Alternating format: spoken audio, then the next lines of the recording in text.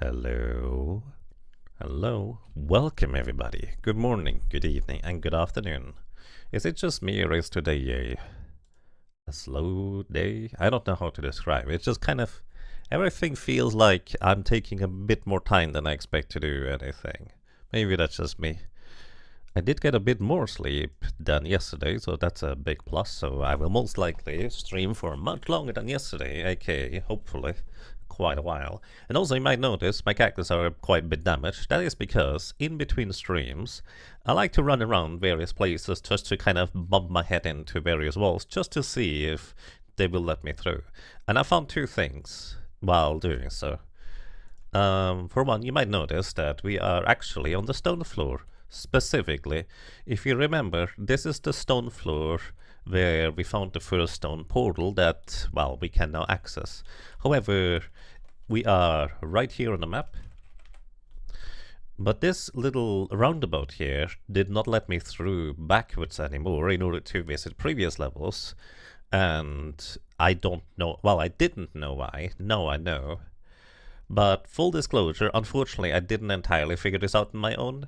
I was actually just looking up specific secrets I already triggered for, what's the word? I looked up secret quests or whatever, I forgot what they're called. Basically, there's like secret side quests you can do in order to earn extra experience on various floors. And I was just kind of confused as to why literally just pulling this chain like seemed to do that.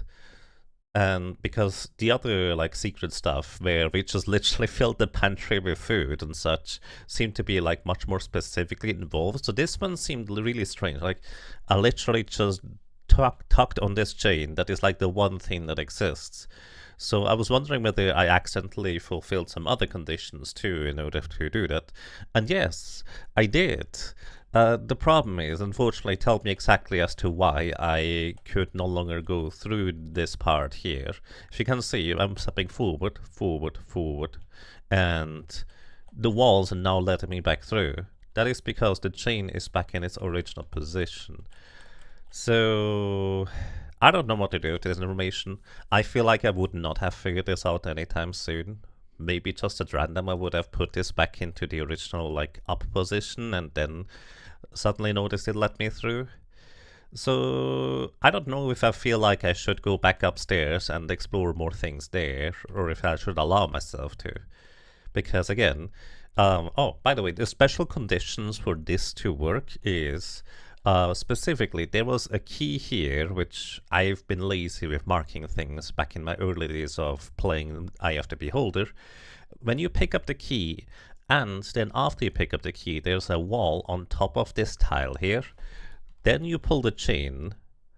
That is when the special like quest fulfills itself, which I just happened to naturally do when we first arrived here. So yeah. So technically I could go now back to previous floors, and I was really looking forward to eventually getting back to previous floors in order to figure out what to do. But I figured we would get there from like the stone portal or something like that that would let me back up instead of this. Like I figured we were just locked out of going backwards to begin with. So I don't know what to do with this now. Like in the end, when we play through the game, I was gonna look up all the secrets and stuff anyways, because even knowing this one here in particular, there are guaranteed to be so many things that I missed or didn't know about still, because this entire place is just so full of secrets. So I don't know what to do with this right now. However, another thing I did find just entirely on my own because, well, let me be honest, I just really like wandering around through this game, bumping my head into every wall, maybe looking if I found or missed any buttons or switches that would allow me to into places that I couldn't get to before. And there is in fact one. In fact, I don't even need to use the portal. I think we just go south all the way here. I'm gonna go south, then we go, oh wait, I actually want to reload the save. I didn't save this entire time, we were technically still on the draw floor here. So I would need to backtrack. I did find one button Actually, let me just show you on the map where I found this. On the Dwarven Posse floor, I found there's a button right here that opens up this door, and there's a section behind here.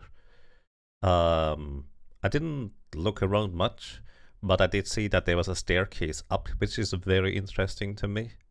But also, I feel like since this is right next to a portal, I'm just gonna go back here when I find another portal that lets us through or something like that. So maybe we should actually just continue, because last time, if you know or remember, we have managed to more or less scout out most of what we seem to be able to access on the drow floor. This entire central section here, I have no idea what I need to do in order to be able to get in here, if there is even any way to get in here to begin with, or whether there's anything over here. I don't know. But we are sitting right here on the cusp of reaching a new area, so I feel like maybe we should just go into the new area and start mapping this one out too. Anyways, that's a long introduction. Welcome everybody, hope you're doing well. Welcome to UC:/, welcome to John Oser, welcome to Murthas, and welcome to anybody else who might have joined us. Welcome back to Eye of the Beholder, where this time we step into green. I don't know, I'm just calling this green because what else do you want to call it? So let's color this thing here. Actually, let me color it green. Purple is the color for us to know whether we need to still explore things or not. Then from here we're going to make a new level. So drow area goes from probably -7 to -9. So I think we should call this one -10 for green. Eye of the Beholder. Honestly, I think location name should just be green, because all of these are Eye of the Beholder. I guess it doesn't matter. Green. And we're going to have 140 rows. That actually seems quite fine. And we have a good idea that this most likely will get us to approximately the same location, like X and Y coordinate wise, compared to the previous area. Drow round 2. Do we still need this one? I think I deleted everything here. Okay, drow round 2 we don't need anymore, because I put it all onto one thing. Anyways, green. We're going to go down over here, which is, let me actually just count, 1, 2, 3, 4, 5, 6, 7, 8, 9, 10, 11, 12 tiles from the top. So let's go, let's give ourselves a little, well, I can always nudge the thing. If I need to nudge the map, I can always just nudge it over a little bit. So 1, 2, 3, 4, 5, 6, 7, 8, 9, 10, 11, 12. So let's go one more on both sides to give myself slightly more space, mostly because, do we just keep this as a green floor because it's green, so it would be visually distinct? I guess I could do that. Anyways, mostly, no, I'm gonna stick to it, because this, I don't know exactly how the staircases work, like you step into the next tile in order for it to bring you up or down. Basically they seem to be like just a little bit off sometimes.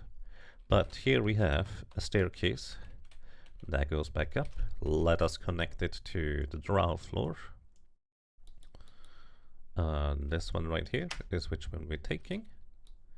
And welcome to green. We are standing to the north side of the staircase. We see a path going north and east.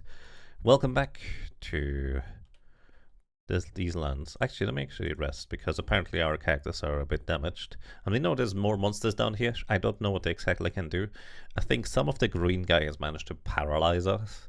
But we do have Cure Paralysis spell, so it's most likely not going to be that big of a deal. So there's that. Alrighty, let's see. We're just gonna bump into the walls left and right every time, because that just makes sense. I can't hear the game.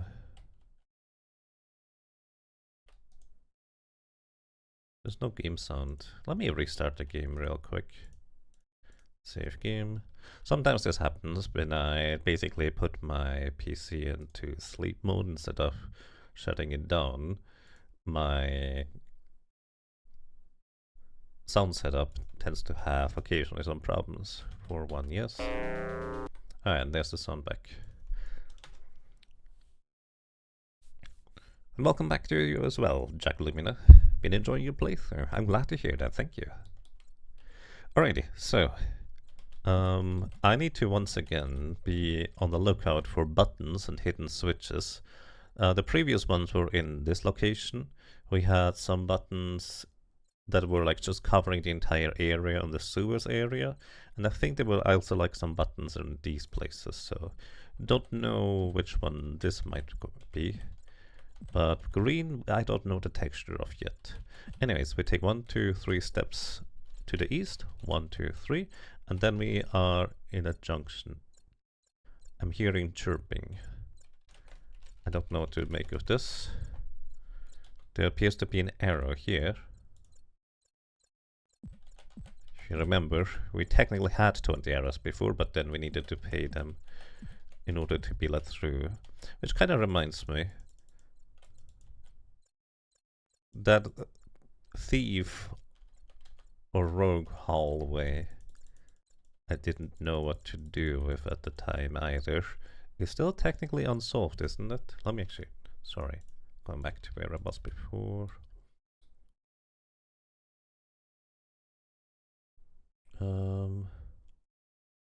Where was the rogue hallway? But it's just a bunch of copies and then it says thank you. Here, this one. Yeah. I'm actually gonna color these blue because this is like an unsolved mystery to me. I don't know all of these. I don't know what this is about. Sorry, it's just tangentially related to secrets that we need to find. Okay, west is where we came from. None of these walls let me through. So let us continue to the east. 1, 2, 3 steps, and then we have a bend to the south. So 1, 2, 3 steps, there's a bend to the south, and it seems to continue then afterwards here. And as usual, at this point, we're just bumping every wall because that's just kind of what the game taught us is necessary to follow its threads. Then from here we take 1, 2, 3, 4 steps, and then there's a bend north. 1, 2, 3, 4 steps.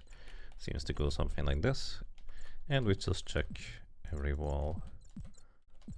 Trying to go not too fast because again, there could be buttons. I don't know how the buttons look like yet. Because let's be real, there are going to be buttons.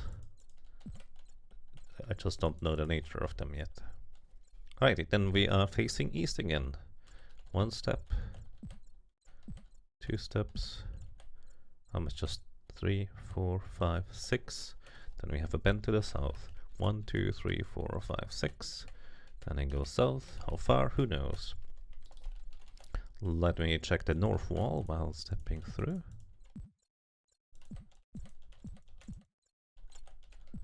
Then the south wall. Okay, so far so good. Then we take 1, 2, 3, 4, 5, 6, 7 steps.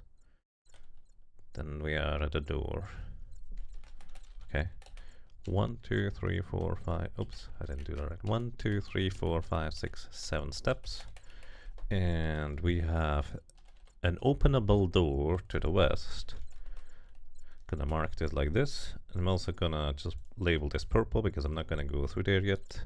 Again, I like to leave the doors closed, mostly because this gives me an indication as to whether I have explored these places yet already or not. Right, then of course check the walls.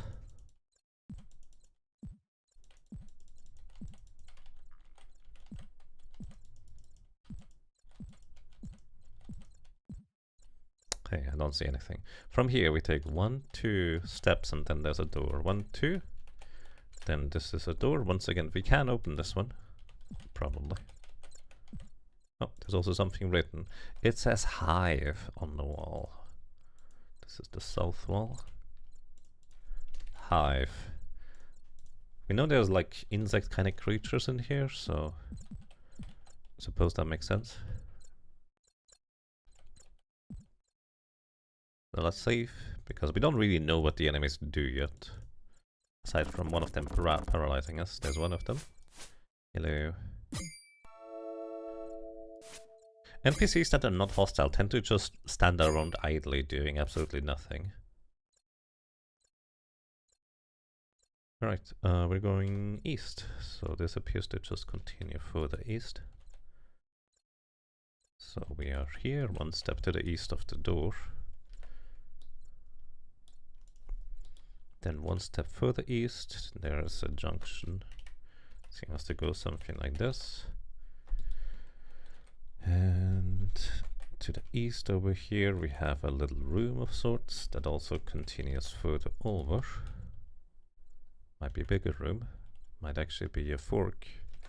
So many forks to go. Okay, I'm going to label these as purple, purple, purple, purple.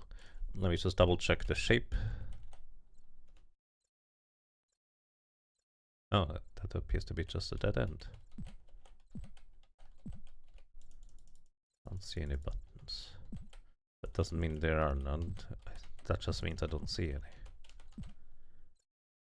Alright, in this case that means that it's just actually dead end here. To the east, something goes.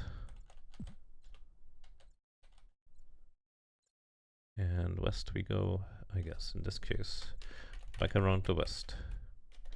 It's gonna be a maximum of 3 steps, I think. 1, 2, 3. It is indeed 3 steps, and that's just a little cubby with a scroll of sorts. Neutralize poison, cleric scroll. That's nice. I assume this is functionally actually, for us it is functionally the same as a cure poison potion, but actually a lot less convenient because this has to be specifically cleric that uses them.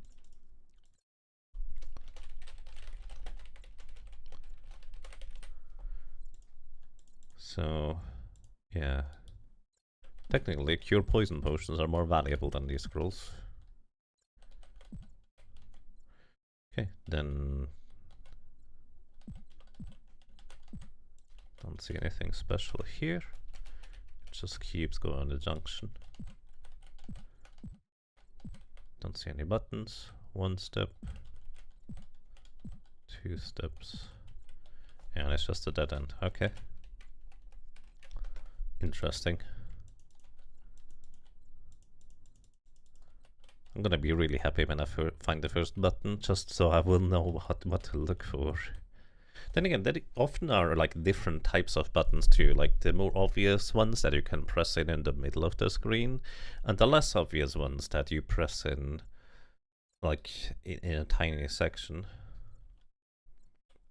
Well, nothing to do but I guess continue further east.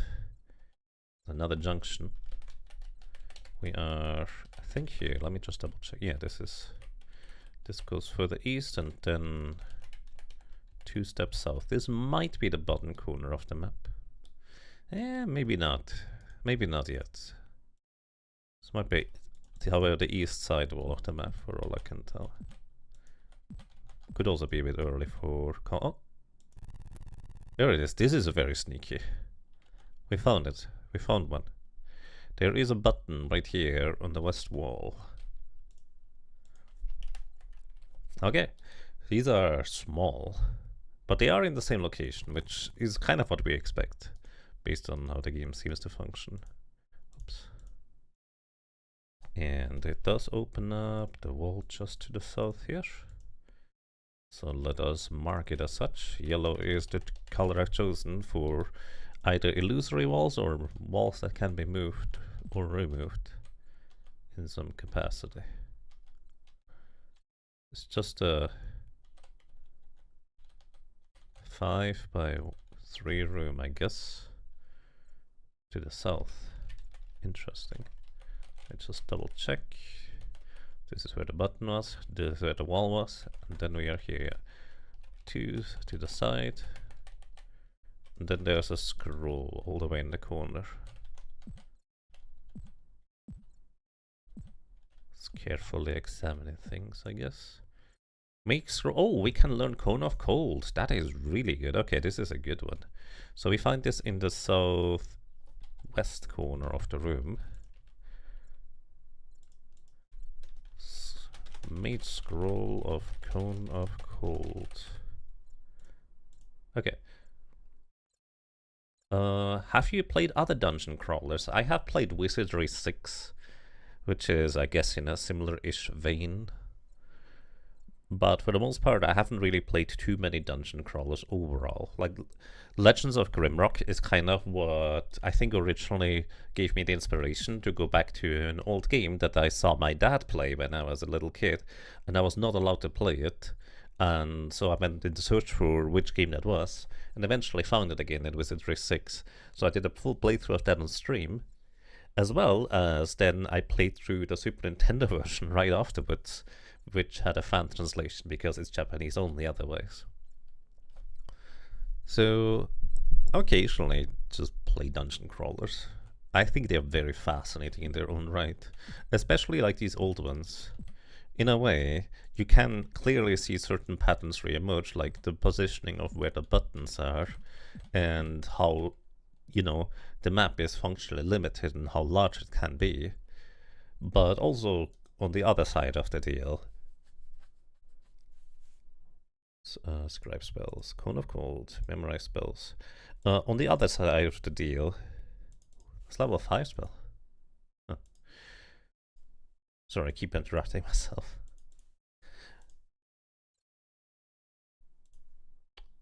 On the other side of the deal, because these games often, like the developers just put into the game whatever they thought would be neat or fit, and then just did their best to implement certain ideas, you often can run into very unexpected and strange things. And that's kind of where my fascination for especially like old dungeon crawlers comes from.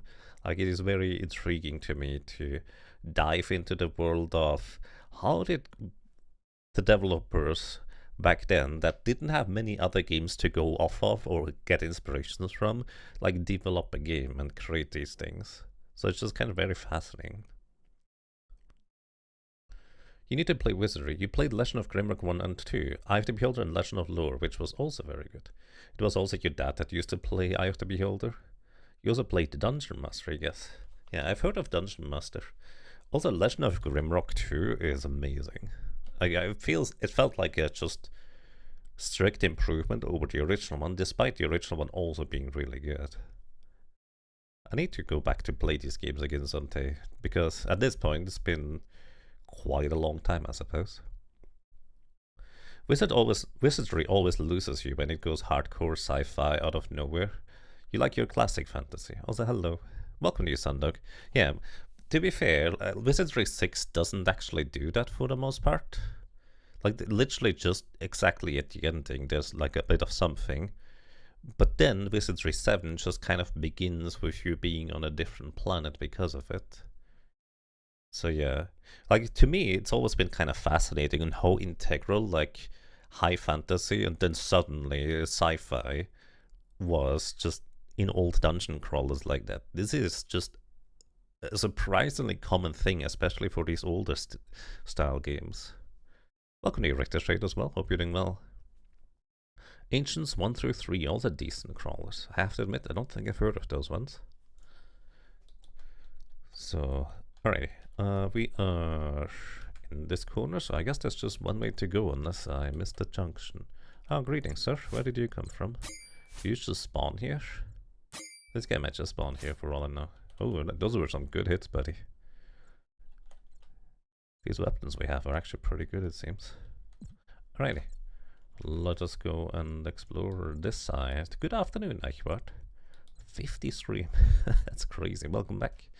And I'm glad you enjoy your stay.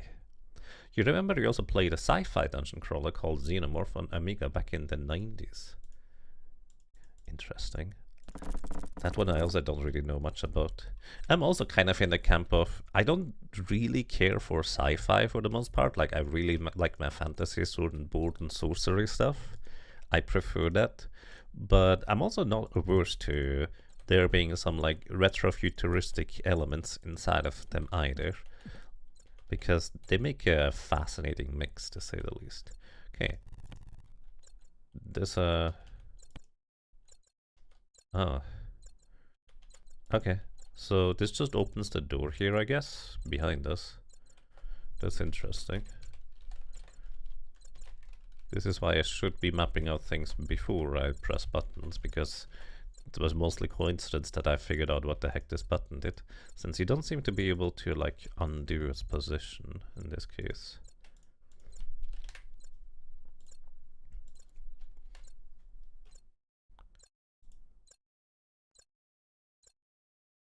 When you were a kid, you were all about fantasy, and your dad/brother were into sci-fi. Eventually grew into it. Yeah, that's fair. Like, there's a lot of really good games that are like just mostly sci-fi. Okay, there's more buttons. And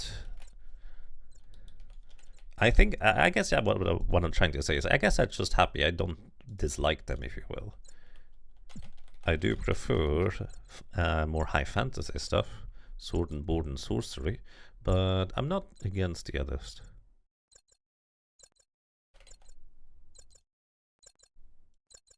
Hello, sir. Wow, that lightning bolt just absolutely destroyed these poor guys. Okay, there's 2 steps here, then we're in a corner here, it goes here and here. Because there's enemies here, I haven't exactly taken a closer look at the walls yet. Okay, also one of them dropped the halberd.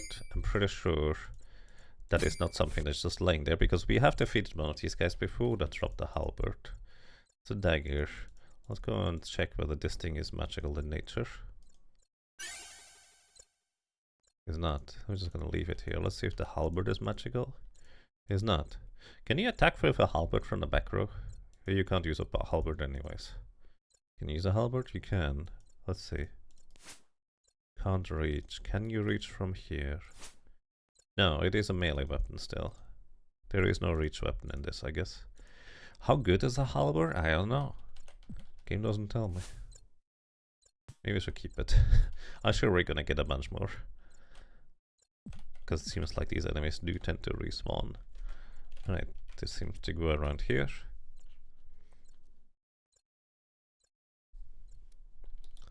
You get it? It's the same for you think? For sci-fi stuff, yeah. Like, there's some really, really awesome games where... I guess you could say I play some games despite their sci-fi elements almost, but it's not really true. Like, a lot of sci-fi elements are really fascinating and fun too. Alright, let's see what these buttons do, or levers do. This lever didn't do anything by itself. Let's reset it. And this lever put us into jail.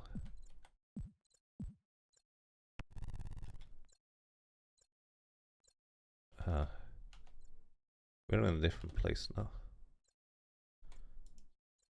Potion of giant strength. Jump, dot, dot, dot. A ring. This one is magical.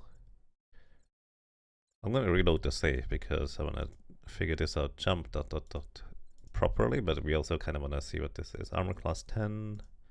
Still 10. Let's see if you gain any extra spell slots. Oops. Memorize spells.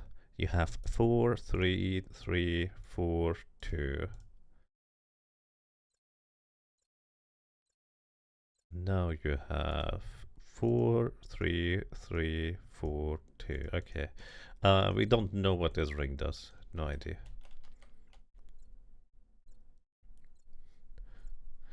Welcome to you, Dark Vegeta Man. You played the SNES version. Fun but hard game. Grimrock was a lot of fun. Yes, Grimrock is really good. The Super Nintendo version. Actually, yesterday I started up the Super Nintendo version because I have a cartridge of this game since a long time because I bought it for cheap.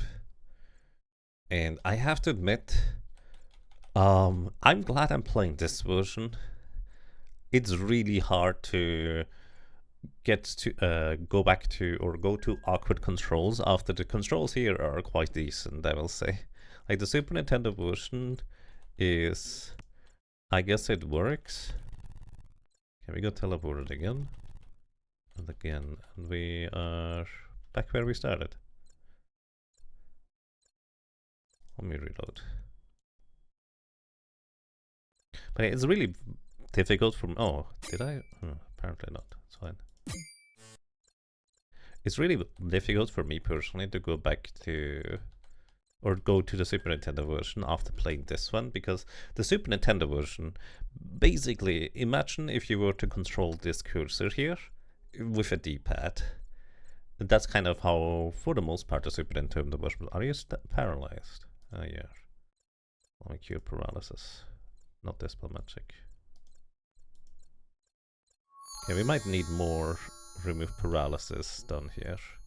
So let's actually pray for spells. Oh, by the way, in the Super Nintendo version, because Super Nintendo is the era where Nintendo of America really didn't want to have any like real world religious iconography, instead of praying for spells, you what did they call it? You barter for spells? Something like that. It's a really weird word for it. And of course, you don't really have like the crosses and such. It's kind of a bit weird. Pray for spells. For Ilaria, we would like to have some remove paralysis. Let's also keep the dispel magic, I guess. That's fine. Anything else we want to change? Hold person. We could probably hold person these enemies here. They look humanoid enough to me. So that might just work. Pray for spells. Moth. Create food we keep. I guess we don't really need prayer.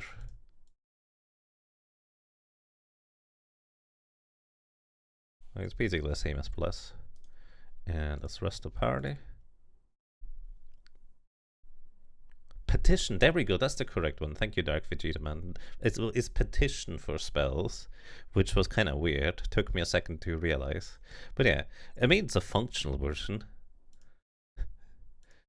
It just feels like you can't control your movement with the D-pad. You specifically have to move your mouse cursor down here, and then you select the directions with the D-pad, press the B button to choose a direction. It's really weird. Like, it feels like surely there's a better solution for that when you have a controller. But I mean, it works. It also has music. This version does not have music, so maybe that's the plus.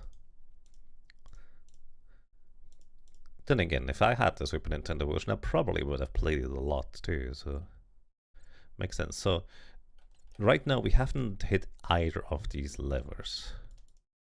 I'm gonna hit this lever. This is the one that teleported me on the west side.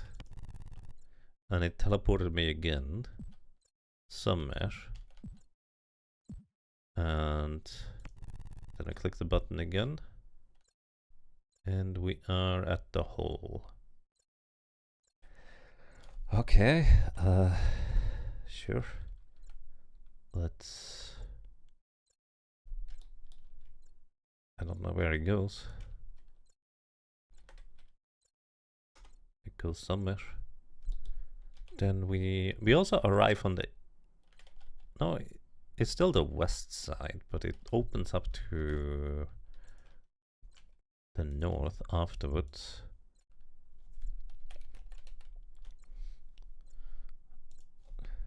This other lever seems to do nothing. It might mean probably does something, I just don't know what it does. This lever over here, it also seemed to do nothing last time I clicked it. No, it does. Click, click. And we are back. So I think what is happening is we teleport from here back here. It's like a one-way teleportation. but the levers are still in place. Like, what I was thinking initially is that clicking this might like change where this thing gets me to. Then again, technically speaking, this gets me into a different place, and then it gets me back over to where the hole is. Clicking this, actually this one now probably does nothing. Yeah, no, this one does nothing anymore. Clicking this one teleports me to a 1x1 area, and then when we move on, actually maybe it does that. It doesn't actually need to be necessarily teleport us to a different area. What also is possible is that there is like another wall here that needs to be removed by hitting the lever again. Like basically, when you click the lever, it teleports you over, but there's like a wall that you need to remove, and this lever removes then the wall. Like this lever over here removes this wall. Kind of like, you know how where we started by clicking this lever, and no matter which position this is in, it removed this wall anyways. So it's not a toggle, it's a set. Toggle being basically switching between two states, and setting state is like it forces this wall to be gone. And I think this lever here does the same, where this tile here and this tile here, these two basically are no longer are going to be active as soon as you hit the lever on the left side to teleport. And then the other lever on the other side removes the walls from existence again. I think this is what it does. I don't have any real way of confirming this, so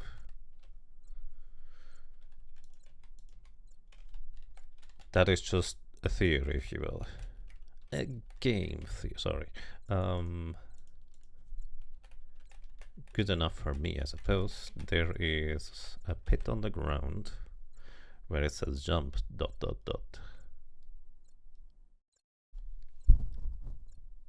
You picked up the PC versions in the Humble sale. All Seeing Eye looks like an amazing upgrade, plus having all the manuals /hint books for reference if need be. You never played 2 or 3. Yeah, people say that Eye of the Beholder 2 is really good as well. 3 not so much. I don't know how accurate that is. But yes, the All Seeing Eye is basically an auto mapping tool where it kind of does exactly this. Like, it even looks almost the same, the All Seeing Eye with its icons and such, and it just sets all of the things for you like this, which is kind of neat. Actually, it's really neat, especially if you are not much for like using pen and paper yourself. I personally enjoy that part, so I'm perfectly happy just using the good old games version, GOG version. But it's really nice that there's an auto mapping tool. I also used auto mapping for when I played Wizardry 6 for what it's worth. I think that one did not reveal any secrets per se. I don't know what the All Seeing Eye does, to be completely honest. I don't know if it like keeps the secret or not. Anyways. Where was I? The All Seeing Eye is pretty good. Yeah. I mean, it looks good. Like, the main reason why I used an auto mapper for Wizardry 6 at the time is quite simple. I'm streaming the game, and I would like for people to be able to follow along. It is also why I made these little overlays to highlight the buttons that I'm pressing in the bottom left.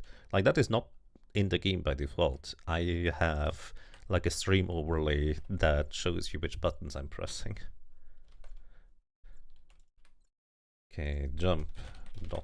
is what the text here says. And I will probably just jump ... because I can. And also a magical ring. No clue what it does. Considering the nature of this place, this magical ring might prevent paralysis. So I think one of these rings gives you armor class, right? Did you just get really hungry? Or did it just... Did I just not... No, I just didn't feed these guys in a while. Okay, I don't know what this ring does. Considering the nature of the place, it is entirely plausible that this ring might help us with our paralysis predicament. That's great food, or, as I think Quadlight put it, fill stomach spell. Because that's effectively what it ends up doing. It fills the stomach. Potion of Giant Strength. We have 3 of these now. I don't know when I would want to use these, but maybe there's gonna be a time.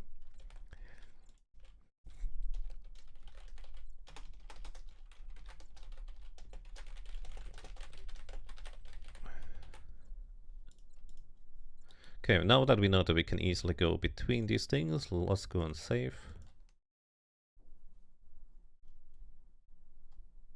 Westwood didn't make Eye of the Beholder 3. You personally think it shows quite a bit. Very different game and super hard. Yeah. Very different and or super hard is not necessarily that it's bad, but it does mean that it's very different. And if you play like a sequel of a game, you're kind of hoping to get at least some of the same things in those games, because that might be why you play the sequels to begin with. But yeah. Part 3 was in-house. From what I understand, the game did not run properly in the current hardware at the time. Oh, that sounds terrible though.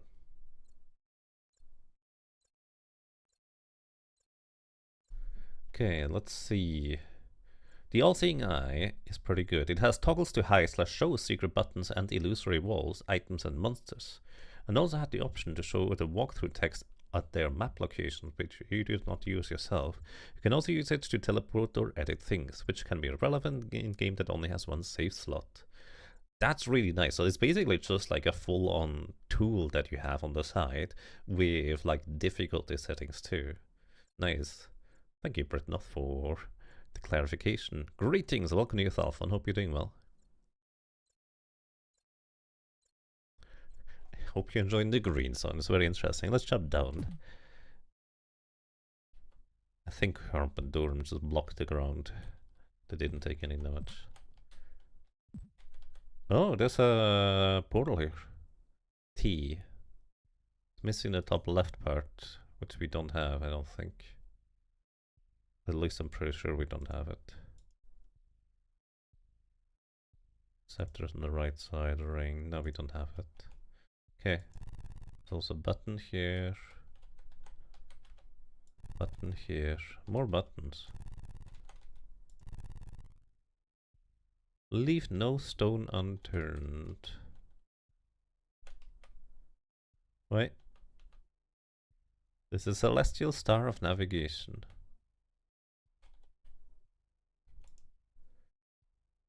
Your fate lies in the stars. I'm so confused. This is not how I walk. This is where I dropped down from. And now we are in a different place. Where did I open up the wall? Didn't I just open up the wall in different places just now? Am I crazy?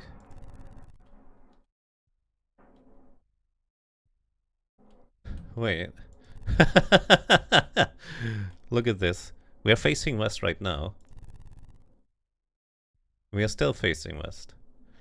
However, if I go in a clockwise direction, we are facing north now. We are still facing north. And there is the portal here on the west. If we look west, the portal is there.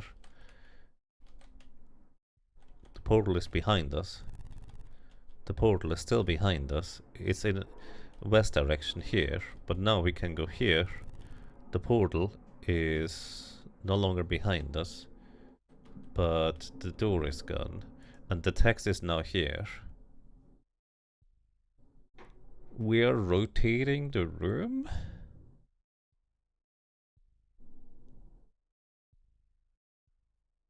I think we are rotating the room.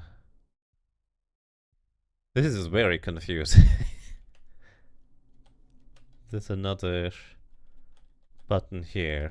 Let me guess, this is gonna go in a big circle around the entire area. Oh, there's actually an exit here. This is like, we are rotating the layers of the labyrinth. This opens this part. Okay, it rotates the outer ring. Celestial Star of Navigation. And we can go to various places with this. Leave no stone unturned. There's a stone here. It's a new shiny rock. You can have a new shiny rock.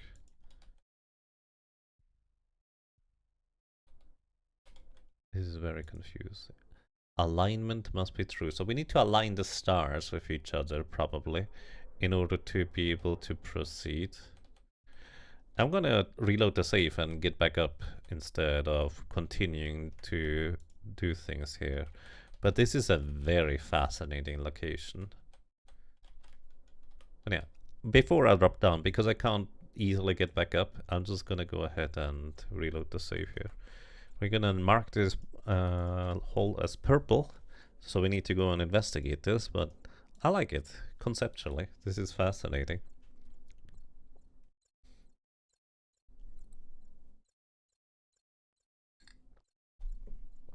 You see what I meant now? Yeah, it's like a square circle. I guess it's not technically a circle, it's just a square, but it rotates like its orientation of the room, of the outside wall. I think the portal is always in the same orientation in the middle. But yeah, we're gonna go there afterwards. Let's head back over here. We are sitting right here and explore the rest over here. There's a high chance we have to jump down sooner rather than later anyways. But let's do that when we have to. Alright, there is a path to go south.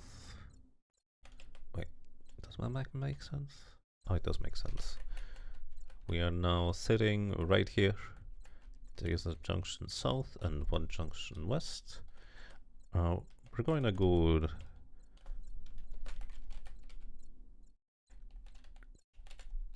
here afterwards. Purple is unexplored. And this continues. We just leave the halberd here. This can help us navigate in case we get lost somehow, which is always possible in this game. Like, you might think you're turning a corner around a simple corridor, but really what you're doing is you're getting teleported around. So it kind of looks like this.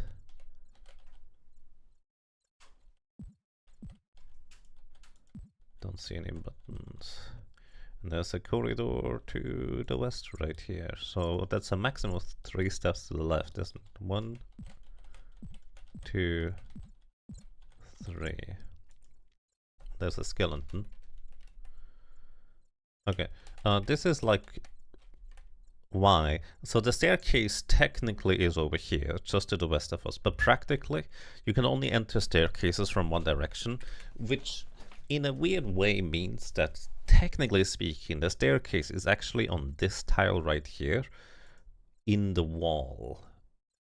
So this piece of like mapping actually is correct because we've encountered this on previous floors already. So more human bones. Who wants to hold on to human bones? Here, we now have human bones from a paladin and human bones that have a skull key with them. Okay, skull key goes for you. Let me notate this. Icon. Human bones and skull key. It's the first time we've seen a key of this floor.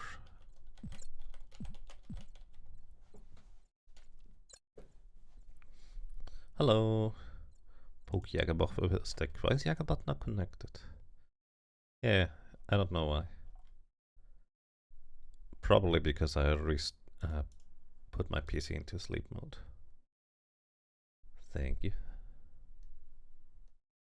It looks like your map has an error. I don't think it does. Oh, you're probably just pointing out the things. I mean, it might. Let's actually just navigate from here, shall we? see if my map lines up still with everything else. So we're taking, we are sitting right here. 1, 2, 3, 4 steps to the east. 1, 2, 3, 4. 2 steps south. 1, 2. 1, 2, 3, 4 steps east. 1, 2, 3, 4. 1 step south. 1 step south. 1, 2, 3, 4, 5, 6, 7. 1, 2, 3, 4, 5, 6, 7. Oh. No, no, you're right. My map does in fact have an error.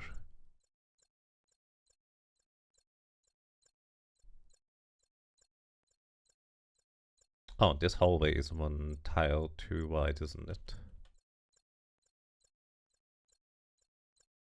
No, it isn't. We are here. 1, 2. No, it is actually. Yeah, no, okay. You're right. Thank you. I thought this actually was a valid arrangement, but maybe it isn't. There we go. Just gonna move this one over here as well.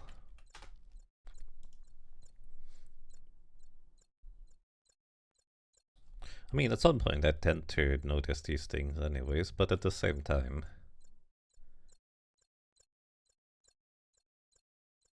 it's kind of strange. You know what? This actually makes this place make more sense too, because arguably this is not a teleportation.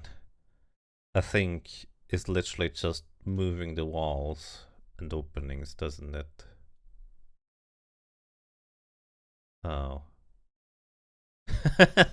Okay, never mind then. By the way, please don't spoil this if you do know the answers to this. This makes more sense then.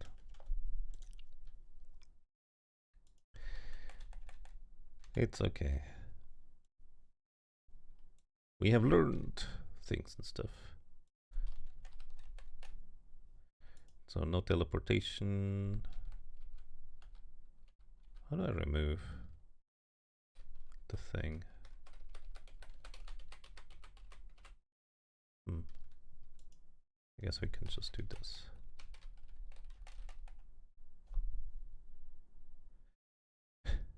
He was dead the whole movie. Hi. That would be a fascinating revelation, isn't it? Alrighty. Well, let's see. Where do we go? West. So we are now here.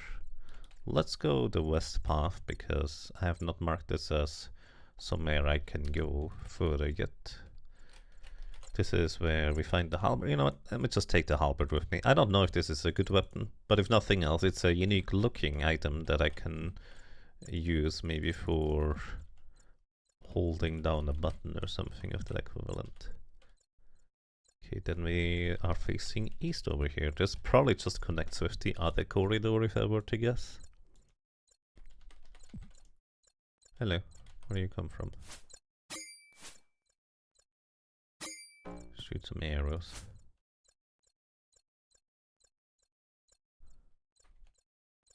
Yeah, this just connects. Alright, there's a corridor over here, a door behind us that we can ostensibly open, probably open. Keep looking at these things and it looks like a button, but it's not.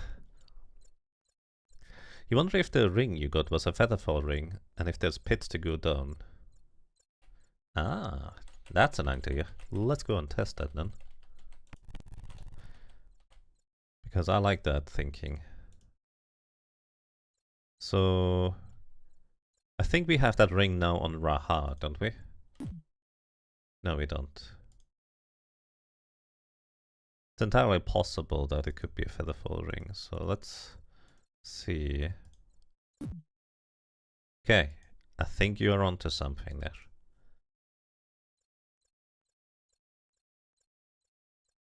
Let's remove the blue and remove the blue from you. Both of you take damage. Load game again. You have blue. You get blue. You get blue. So these two shouldn't take damage. Yes, okay, nice. Alrighty, we have identified these rings, technically. There's actually no thing that would have come to my mind anytime soon. I just thought, oh, maybe our melee fighters are pretty adept at doing things and stuff. Maybe that's why they're not taking damage. But no, I think you're right. These are featherfall rings. So that means they don't take any damage when dropping down. Neat. Excellent. We have identified 2 more rings actually, so that means we have 2 of these sets. Frankly, I kind of prefer the theory of them parrying the ground as they slam high velocity towards it. But I guess featherfall rings are a more key, or a better application. Nice. Good job, Fireball. By the way, if you don't know the game and don't know the solutions or secrets of the game, feel free to voice your ideas and thoughts about it. Basically, as long as you don't know the solutions or look them up for that matter, you're welcome to voice your ideas. Backseat gaming is allowed, again, as long as it's no spoilers. Alrighty, this seems to be just going here into a dead end. And that's about it. Righty, door time. It's actually the last location we can even go for now, outside of jumping down the hole. That's not true. We could go back upstairs and then take the other stairs down into green, see where that leads, which is probably what I will be doing before jumping down the hole. Okay, there's a thing west and a thing east. We came down through here. There's another door right to the south of us.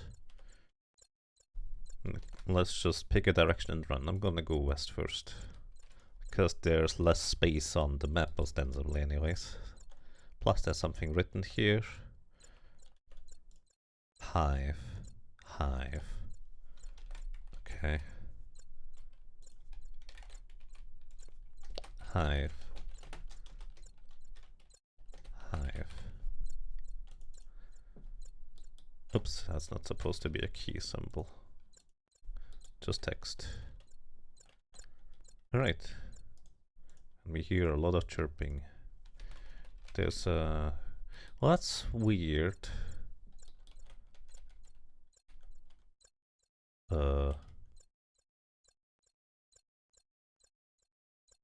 Wait, where am I?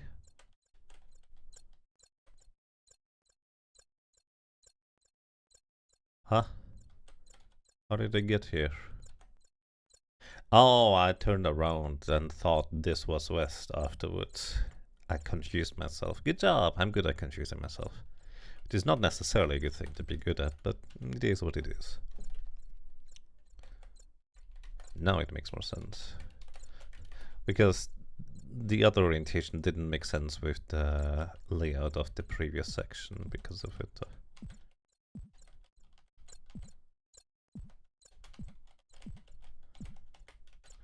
Also, I suppose this is arguably the kind of game where it would be kind of nice to play this alongside other people, because it feels like this is just so full of little things and secrets and nooks and crannies that I'm inevitably going to miss things. Okay. There's a door here that we can open, and a door here that we can open. So it would be kind of neat if you could just play this alongside somebody else who is also crawling through the same dungeon. Hello, guys.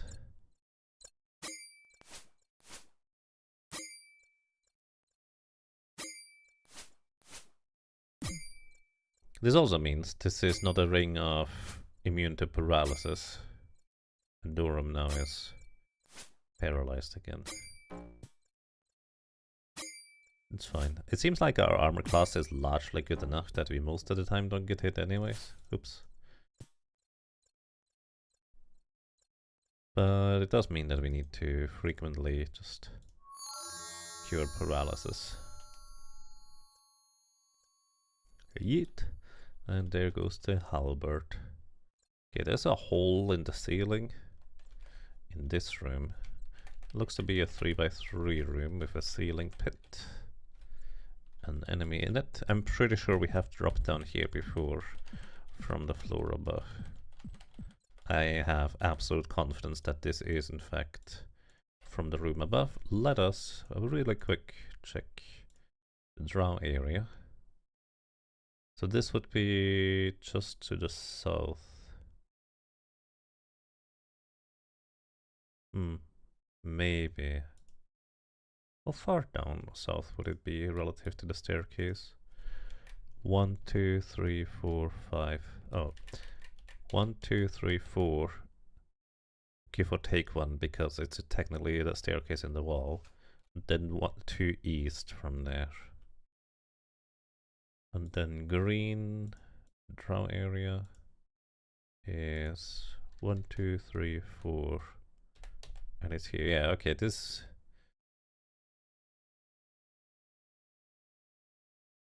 I mean, this is a bit weird. I assume both of these pits lead to the same room here, but only one of them has like a hole in the ceiling for it. Oh no, both of them do. I'm just blind. Okay, so we know where this goes. So we no longer need to label these as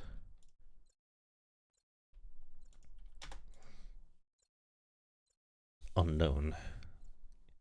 Okay. Font this, please.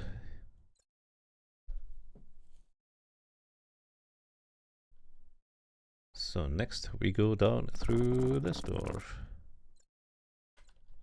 Alright, there's a pressure plate right there. In fact, there's 3 of them here.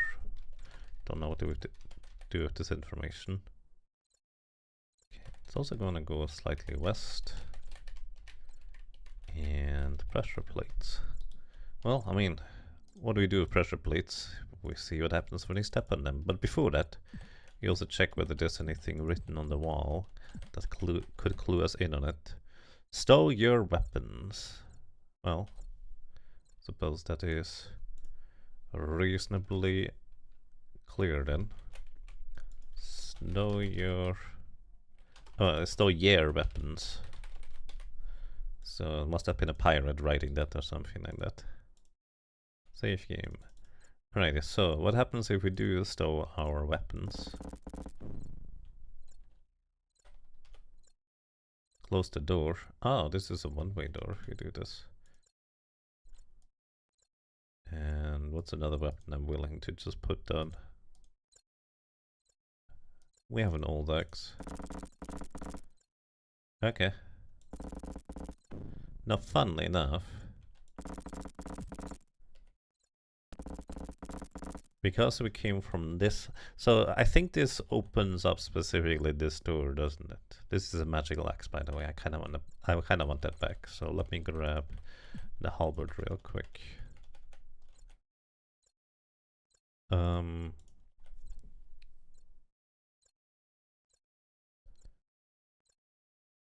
Alright, I mean, it's kind of straightforward. It just opens the door.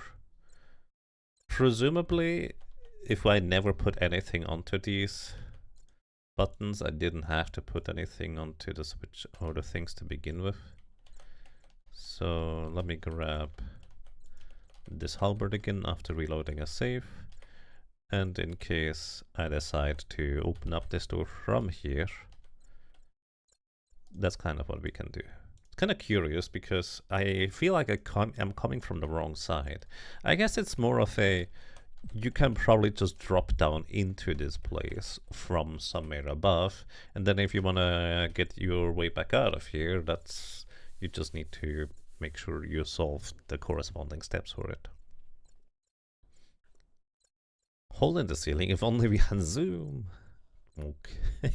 Yeah, I like noob animations. They're glorious. Oh, there's a staircase up here. That's peculiar. So staircase is here. If I find the correct button for it, it goes up. That is a bit surprising.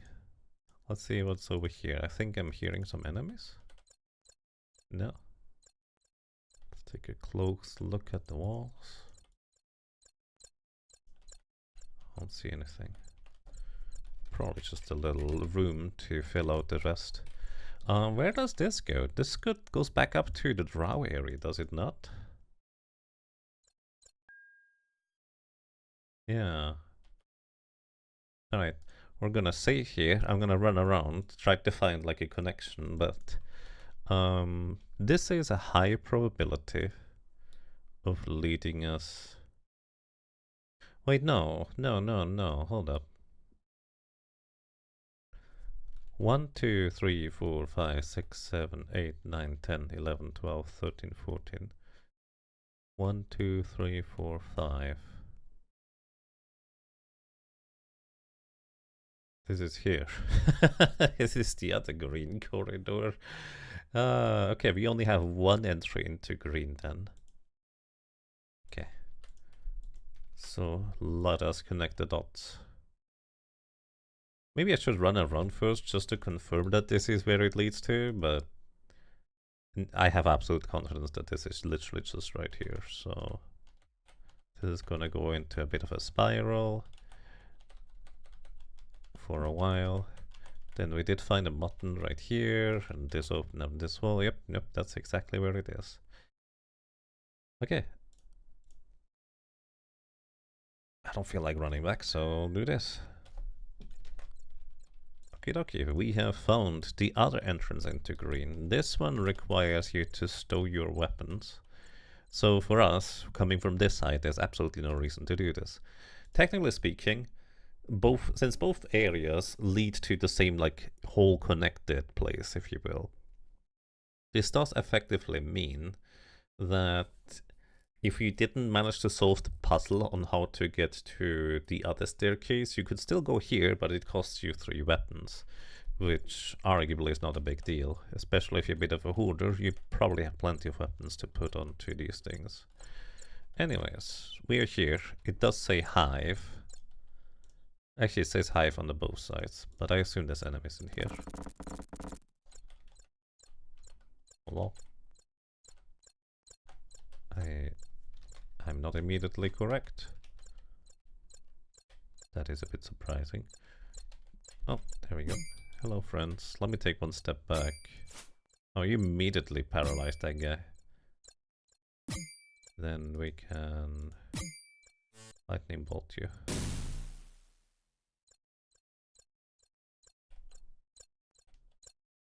I think there's a lot in here.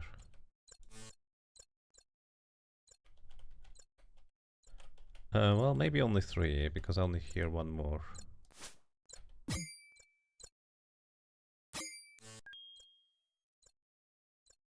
Well, I do hear one more.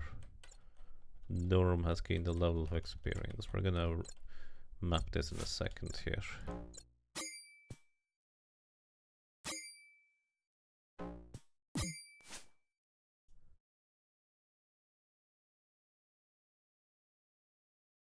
Okay, what level are you? Wait, actually Durham still gains experience despite being paralyzed? I'm actually a bit surprised about that. Also, I should really try hold person. I should really try hold person. See if it works on these guys.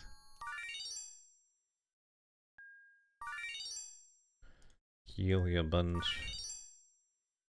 You big doofus that keeps getting hit. Not your fault that you have low dexterity.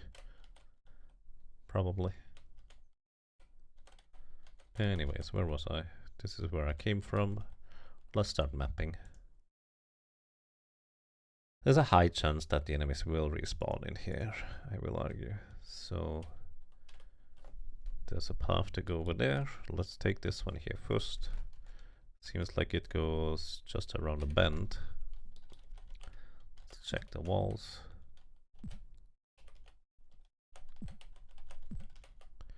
Then there is a path south and east. Where it exactly goes, who knows? South goes here. Checking the walls. And then there's immediately another passage over here. Then there's a little nook to the west when we take another step south. This one is diagonally adjacent to the staircase. And then there's another step south This one does go into a dead end. And when we were in here briefly, I didn't see anything, but that doesn't mean there's nothing in there. Immediately hit Dorum and immediately paralyzed him. My goodness, guys. That's just mean.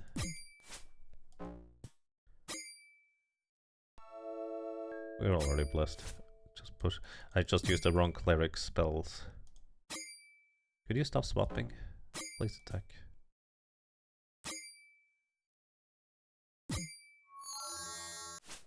There we go. Durham got his revenge.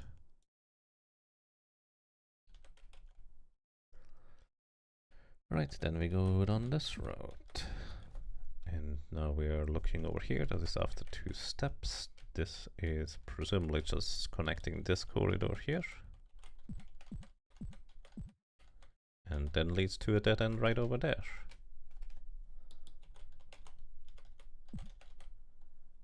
Then we are right here. Let me just check all of the walls in the middle. See if they have any switches on them. I don't see any. Again, doesn't mean there's none, I just don't see them. Then it continues over to... Wait. No. No. Making mistake. I am here right now. 1 east. There we go. This probably just connects back to the entrance, so let's double check whether that's true. That's indeed accurate. This is the entrance again. Now I just only have 1 more path to explore, and that's right here. 1 step to a corridor, into a corner. This is just a singular arrow laying on the ground.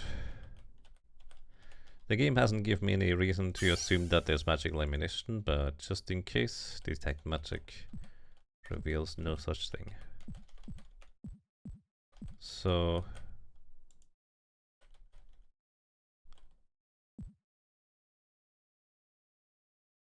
I see nothing. I guess this is just a nothing area. A big old nothing area. As usual, very plausible. I just missed something, but let's continue finding things, I suppose.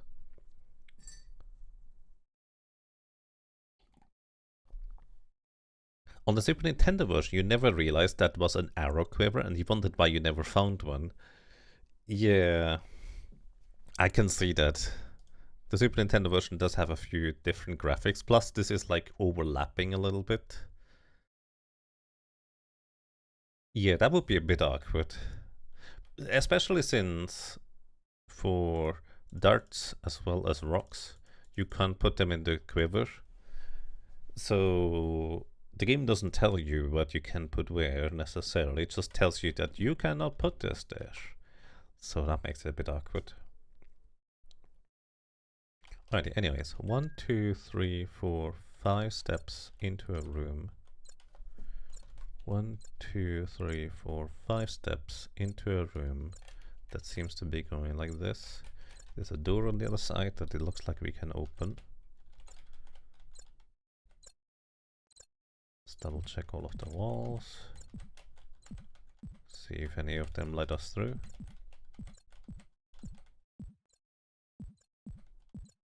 I mean, for the most part, there's not really much of a reason to check some of these walls, because even if they do let us through, we would just get back to where we already were.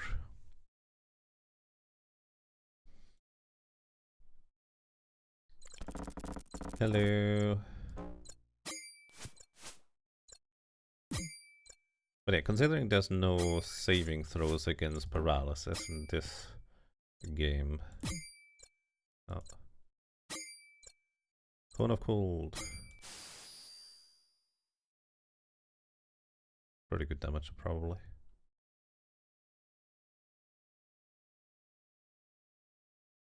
Oh. We're all out of Dorm cures. I wonder if Harm has like a ring. No, we know what the rings do. One of them gives her armor class, the other one is Featherfall. I guess Harm is just not getting paralyzed because she's just built different.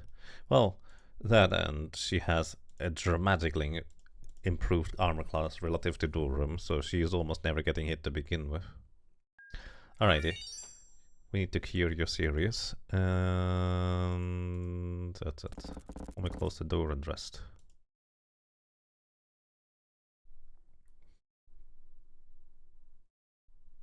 The top slot doesn't suggest it, but you can put a normal sized weapon there for throwing melee weapon. Oh, I didn't consider this, but I put the spear in here. I did notice that the top slot would allow us to use a normal sized weapon, but I didn't realize it would be in order to sequence it so you have throwing, and then you can go melee. Interesting. So if we put a ranged weapon in there, maybe that would do the trick.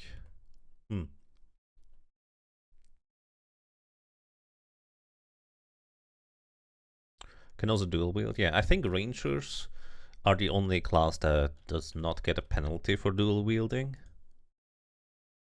Which is why Taco is a ranger, by the way. We had him in the front row for a long time. Alright, anything in here in particular? Not really. There's a halberd here. I'll see if it's magical. Because I think we didn't kill an enemy here. No, it's not magical. It's just laying there, I guess. Maybe the game wanting to make sure you do get a halberd if you want one. In case the other enemies didn't drop one. Then again, I don't know if the enemies here have like a chance to drop these items or what's up with that. You suspect there is no penalty for dual wielding in this game. I mean, the game manual tells you there is. But that doesn't mean that's actually true from experience with these older games. Like, sure, the manual can tell me one thing, but that doesn't mean that's true. This is a concerning door over there. Because this suggests it leads me back to... Oh.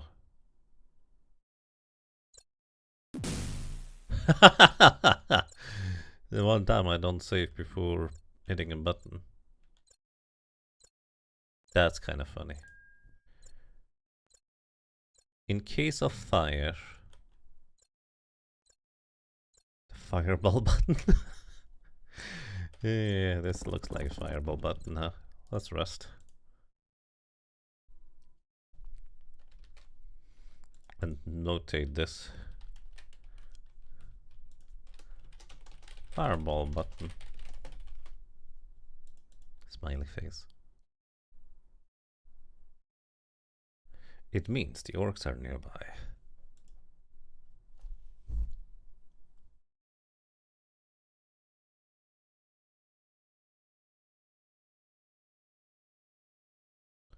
That's a sick looking sword. Which one?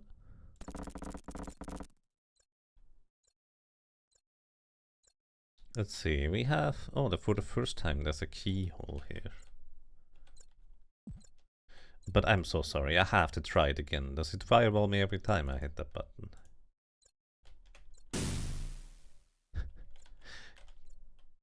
It's not even a fireball, it's a different projectile. Huh. Peculiar. And you can get away from it if you're fast. Right, there's another door right here. I assume this is gonna be a similar case. Save game. I'm gonna take the fireball.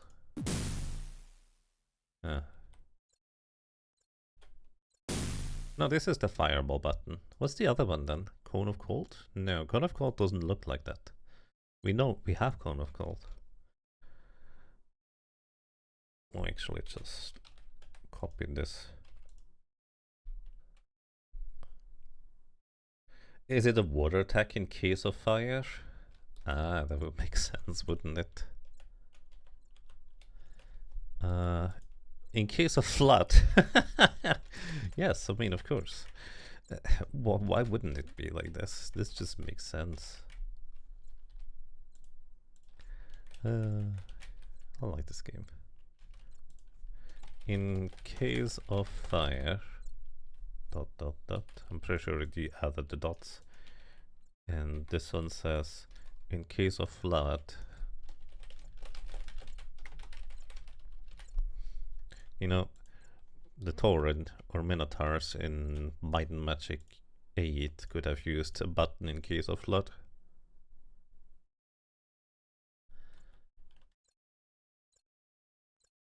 Alright, then checking the walls. I haven't bumped into every wall yet. We will do that in just a moment.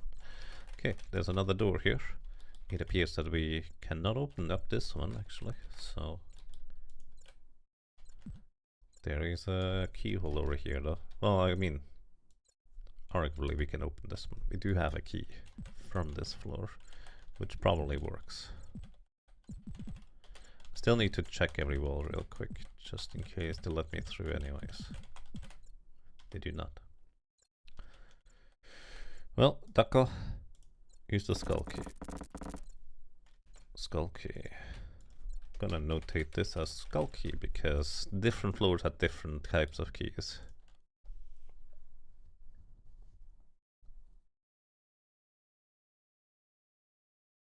Instead, they have a complex series of buttons and levers to use in case of flood. The Minotaurs, yep. Then again, it's supposed to be like a venting system for air normally, but the flood, they just happen to work for that as well.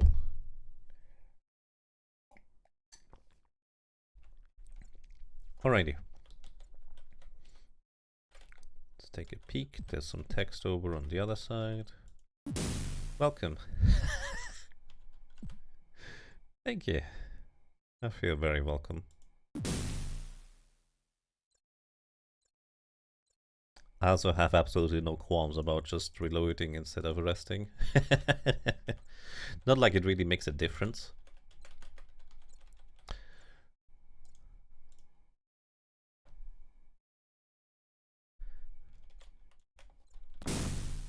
It is a fireball.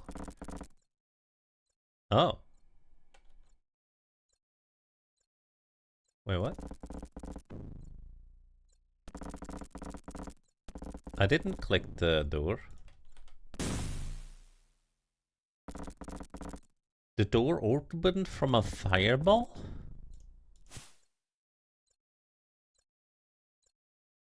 Can you do that too?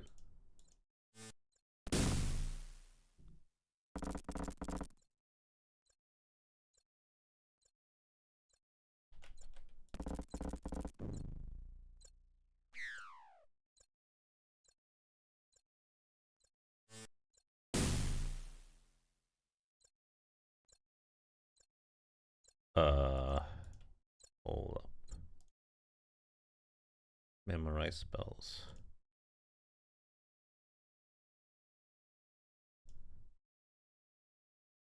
Rest.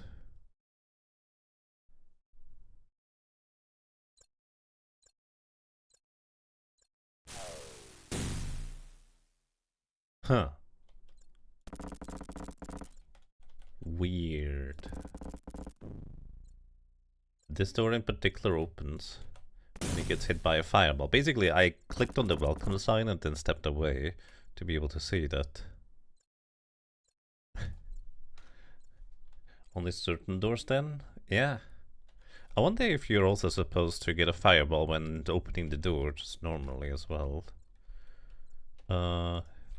This door opens when you cast fireball / lightning bolt at it too. But there's also simply a button to open it. Huh.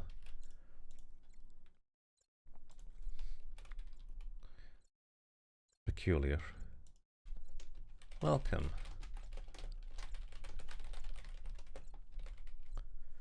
Also fireballs here.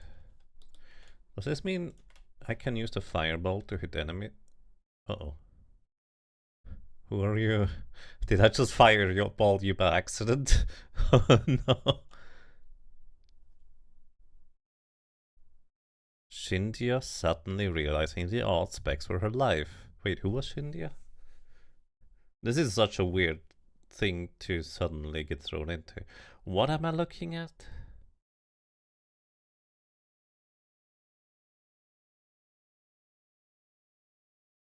Unfortunately, I did not make a transcript for what the dwarves told me, but I assume this is like the drow leader that kidnapped the dwarven prince. Again, in old Dungeons and Dragon versions, drow are just intrinsically evil. That's just what they are. So I would be kind of surprised if hearing her out would actually lead to anything good, but I'm gonna do it anyways, obviously.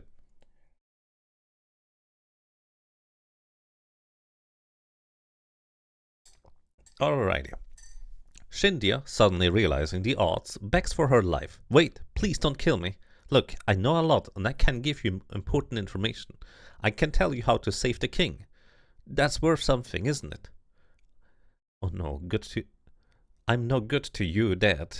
Okay, right, the king is in like a poison-induced coma. So, hear her out. Anxious to stay alive, Shindia blurts out her story. It's obvious you know of Xanathar's plot. He kidnapped Prince Kergar to turn the drow and the dwarves against each other. Kergar, right. Because we knew the king was too stubborn to brainwash, I poisoned him. The only way to revive him from his coma is with the potion that I have stashed on the level below, in the Room of the Levers. Before you can get any more information from Shindia, the party is distracted by a series of dancing lights far down the corridor. When the third party turns back, she is gone. Well, she didn't get fireball, so that's arguably a big plus. So, we may or may not need that information then. Anyways, let's firewall open the door because we can. And what if we just let her go? Oh, okay. What happens if I try to kill her? I assume nothing useful happens. Yeah, I could just open the door normally, but come on, I figured this one out. Kill her. Oh, we actually fight. Yeah, we're not gonna kill her. Probably. She dropped 2 daggers. But she's right, you know. Oh, the daggers are just good old reliable daggers that I can throw and then get hit by myself. Oh, there's a thing right here. Which one is this? This is the scepter, isn't it? Remove paralysis scroll. Anyways, we are not gonna kill her. We're gonna hear her out because that is valuable information to us. She tells us that Xanathar, apparently the wizard that we were briefly told about, that can only be damaged by a certain specific wand we may or may not have found yet, is the one that instigated this entire thing to have the drow and dwarf at each other's throats. I'm willing to believe that story. But again, drows are intrinsically evil in this universe, so it is reasonable to assume that she might not be entirely truthful about this. But this is the option I would pick anyways. But also, due to the nature of this being a very old game, I was just kind of curious what else there would be if we were to learn more. Alrighty, so let's take a peek into this room. There is a door here that we can open. There is a stone portal on this side of the wall. Let me label this with a door. Stone portal. Missing third on the right. What was the third on the right? It is not the scepter, by the way. It's a stone ring. Yeah. Missing stone ring. Drow used to be inherently evil. Current editions have changed it. Yes. Because, you know, some people would like to maybe play drows because... I don't know. Do you need a reason for it? This is something intrinsically fascinating about a race of people that just lives exclusively underground, in my opinion. So that's just reason for me enough to be intrigued to maybe play as some of them someday.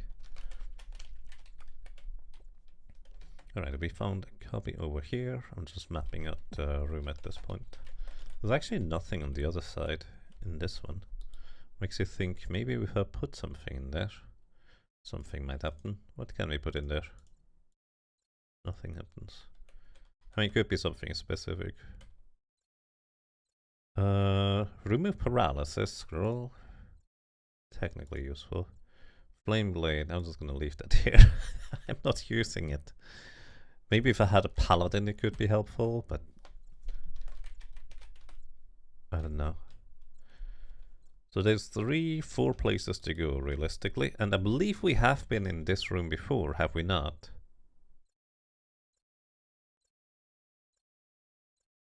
Wait. Those are 2 stone portals. This one is missing the stone ring. This one is missing the scepter. So actually I was technically correct that this one was missing the scepter. I just thought my brain was doing silly things, but no. Stone portal. Missing scepter.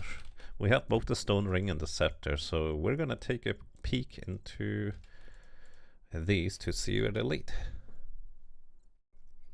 To hear her out was smart, apparently.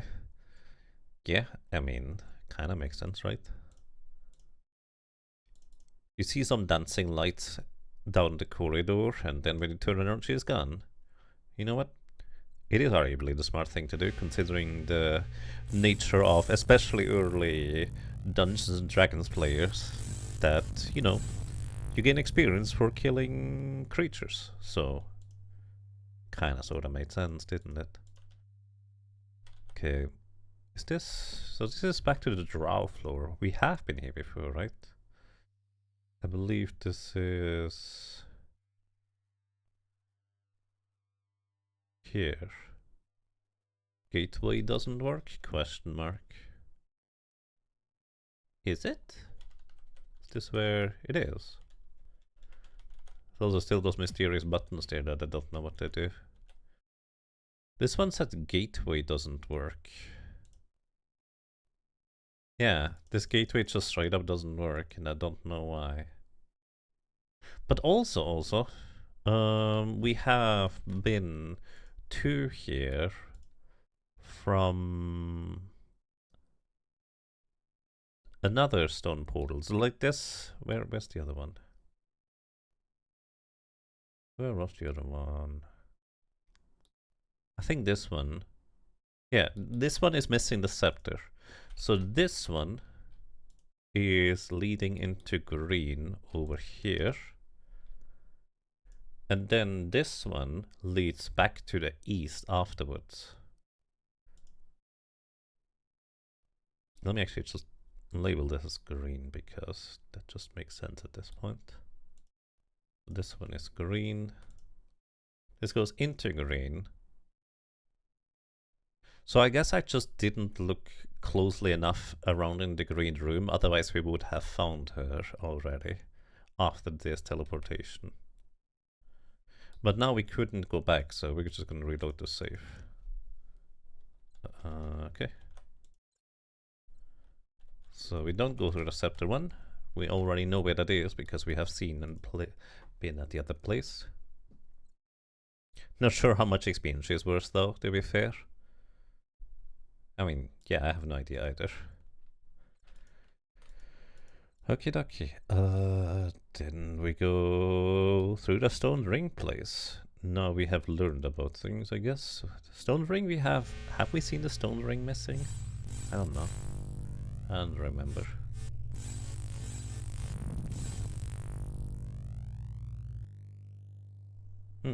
Stone ring. I think we have been here before, almost certainly. I don't remember which area this is though. Oh no, I do know. Okay. This is... Is it that Dwarven Posse? No, it's below Dwarven Posse.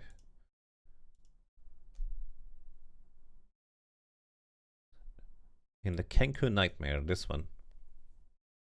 This leads to green. It does indeed. And now we can even link these two.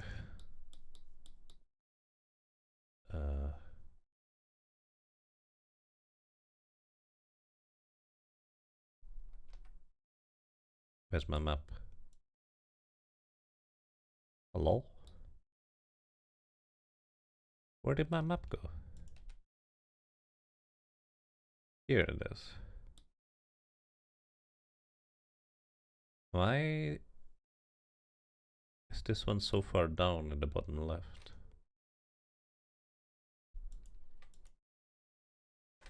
Okay, connect this to Kenku Nightmare, this one.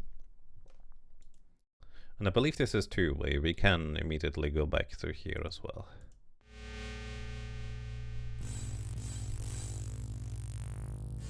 So in order to get to her directly, we would need to grab the stone ring from over here, which you can only get through the drow area below, because you need to take the stairs up from here. Grab the stone ring, go back around, go through the stone gate, and then you get to her in the green area.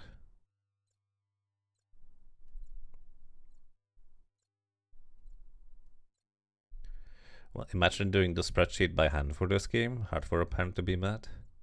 Yeah, I mean, I'm making this spreadsheet, or well, I'm making this map here by hand, but with modern tools, which definitely make things a lot easier in a lot of ways. If I had to do this like on a graph paper, that would be quite a bit trickier, I would say.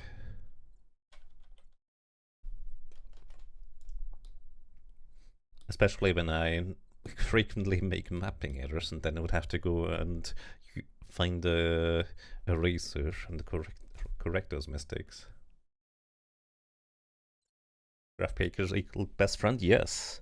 My parents actually had like maps of Zelda 1, just kind of literally bombing every single wall and mapped out everything in Quest 1 and then started it for Quest 2 as well.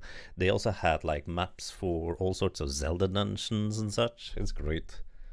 I still have those around here because, well, they look great. Anyways, where was I? I was thinking maybe we want to take this and go back to the dwarves real quick.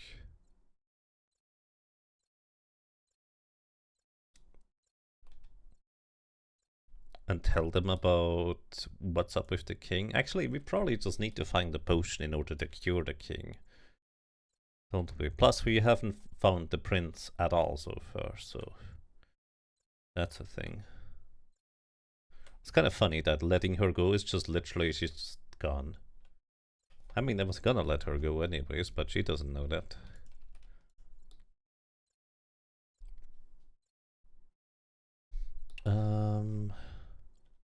Right, let's continue mapping this area, shall we? I got a little bit sidetracked and distracted.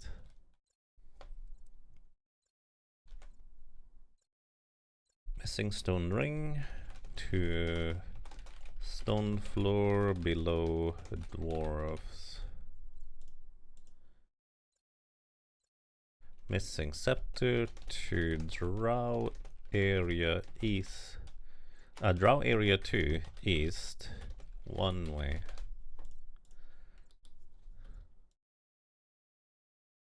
Right, we are now in the northwest corner of this map. Let's see what else we can find. Opens is me. And this just goes west. Did I make a mapping error here? This is here. 1, 2, 3.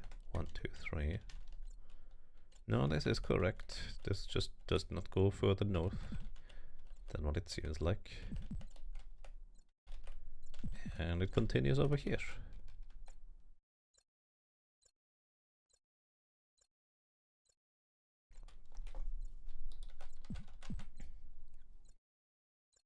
So in this case, what I'm gonna do is I'm actually going to not continue down here, because I was thinking maybe this is just like a little side room. I want to check out this place here first then. This is almost certainly going to be just a little side room, right? Maybe not. Maybe this just goes somewhere, because, well, it looks like it goes somewhere. Hello. Are you asleep?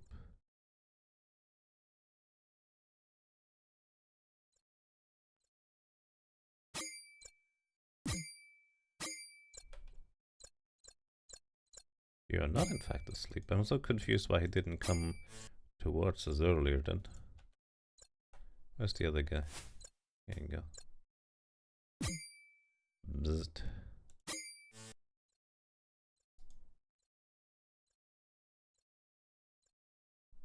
Alright, cure paralysis.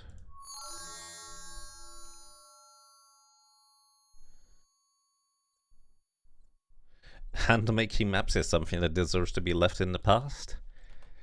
If you don't enjoy it, yes, absolutely. Which is nice that you don't have to do that nowadays anymore, right? But I like doing that, so...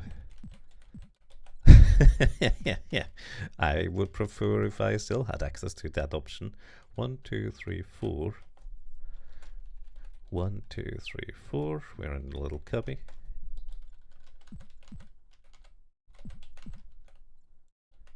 And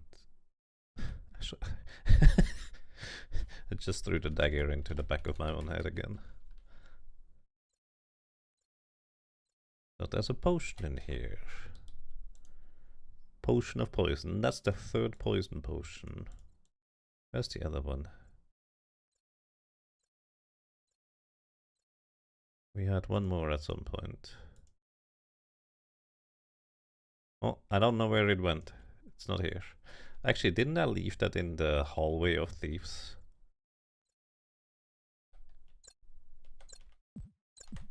There's another cubby here. Hello, sir.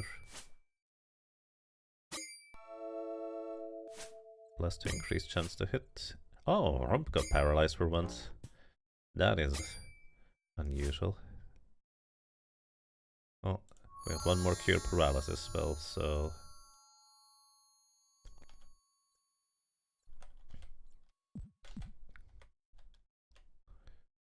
Alright, how many more of you clones are there?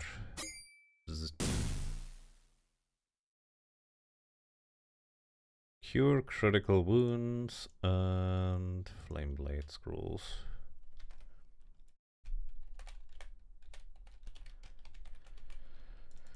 Cure critical wounds, flame blade. Gonna just notate this. And there's a wand. What kind of wand, you might wonder? I don't know. But we're about to find out. Oh wait, hold up. I made this room too small, didn't I? Like this.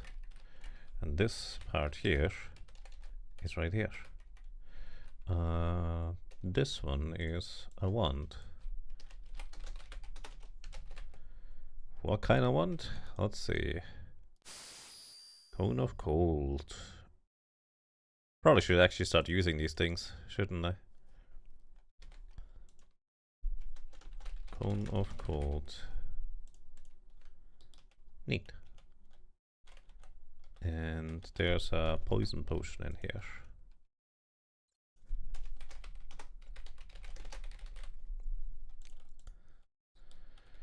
Alrighty.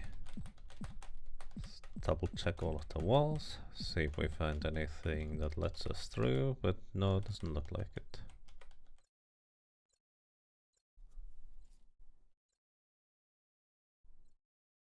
And with this, it's just the other two paths here remaining at this point.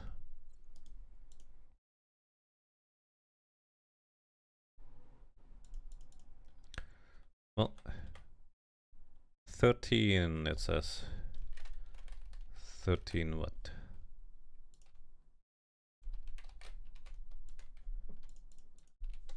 13.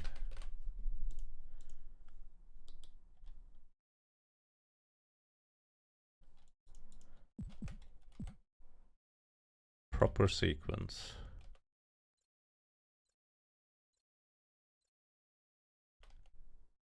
Thirteen. 1, 2, 3, 4, 5, 6, 7, 8, 9, 10, 11, 12, 13.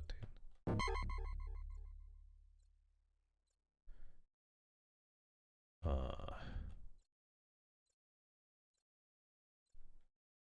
think I got teleported. Where to? Who knows?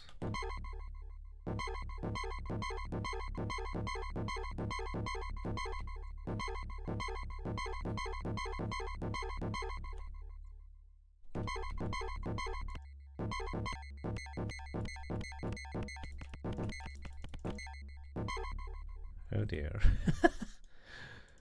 Let's reload.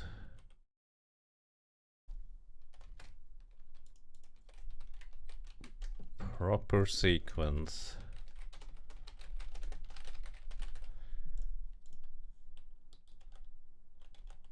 Then there is a lever just to the north of here. And the teleportal here, as well as just... It looks like there's like a teleport every other tile, I guess, probably. Or at least that's kind of what it looks like. So let's see what happens if we just step into the teleport immediately. But before we do this, this is why we have so many different items. We place a halberd here. Can we see the halberd turning around?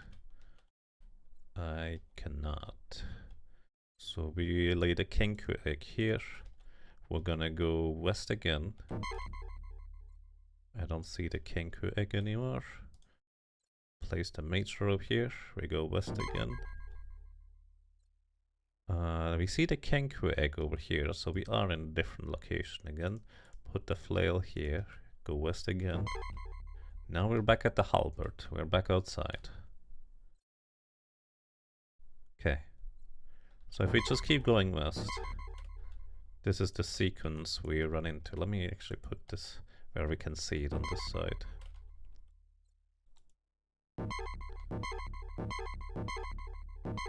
Alright, halberd is basically back outside. So 1, 2, 3, and then the fourth one brings us back.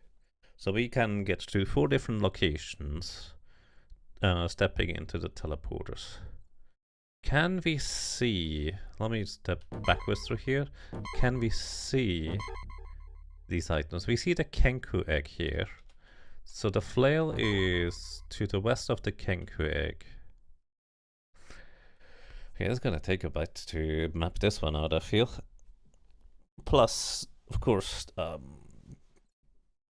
these things might be multi-directional too, for all I know. Oh dear. I'm all out of coffee. Do I need more coffee for this one? Maybe.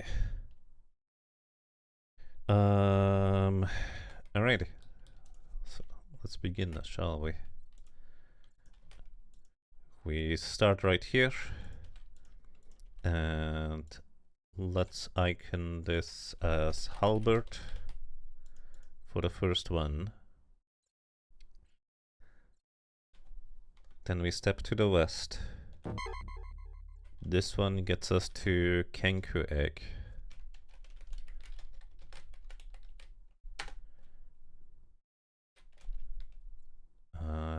What looks like an egg?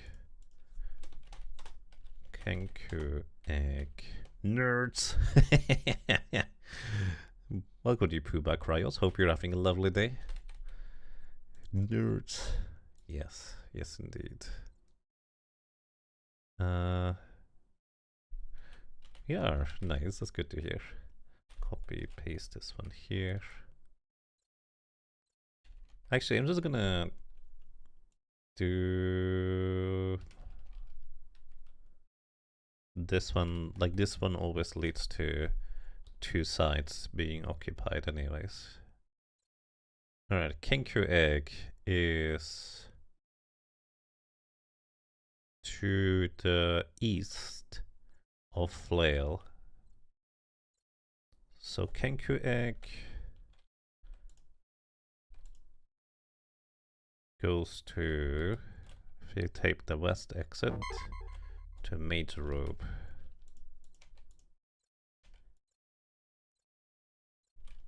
Okay, Kenku egg goes to major rope. Let me actually maybe make these colored the same, since I don't seem to be able to organize them otherwise. From the major rope we see nothing else. Then we go west of the major rope. Let's label this red. We land at the flail.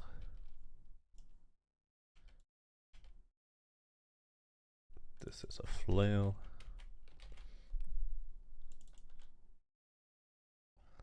And we know the flail is to the west of the Kenku egg. So this is more like here actually. So let me grab this, put this here instead. So this means if we take the east teleporter here, this is gonna get us back to the major rope right here. Assuming these, well, I wasn't sure whether that's actually the case. It is only the case if we are assuming that these things are in fact like directionally consistent. It does, as in, I don't know if it matters in which direction we enter these things from, is what I'm trying to say. Alright, then we go west again, and this leads us back to Halbert. So this one here, yes, use purple for this, goes back to Halbert. Okay. Then let us go west to the Kenku egg, and then east. Let's see where this one goes. This goes somewhere. I'll put down food rations. Where the heck are we? Oh, the staircase up. Am I through?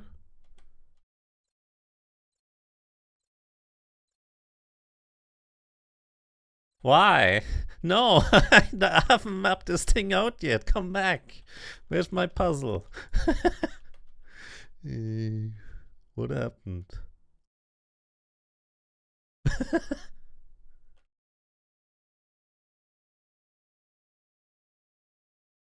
I'm reloading. Maybe I solved it. Apparently. So I went... Oh shoot, no, the items are not on the ground anymore. Halbert. Then what was the second one? Kenku egg. Then it was mage armor. Then we put down the flail and we're back at the halberd.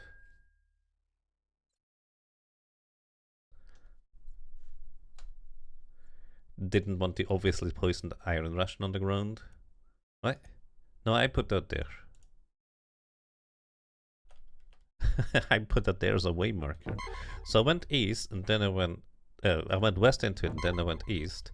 And this just solves it for whatever bizarre reason. So this solves the maze. Apparently. It lands us on a button. Clear the teleporters. So you just go east and then one step. You go west and then one step east and then you're done. I didn't touch the levers. No, I did not hit the levers at all. I don't know why this works. The game doesn't inform me. We're just suddenly here on a switch.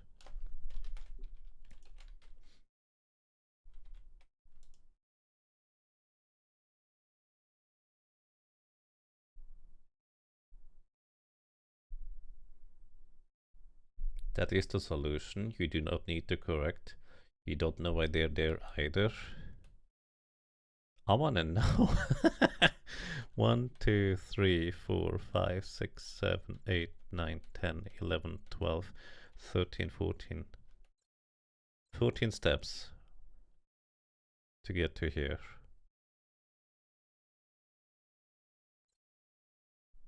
You get the feeling that several puzzles were just abandoned due to time constraints.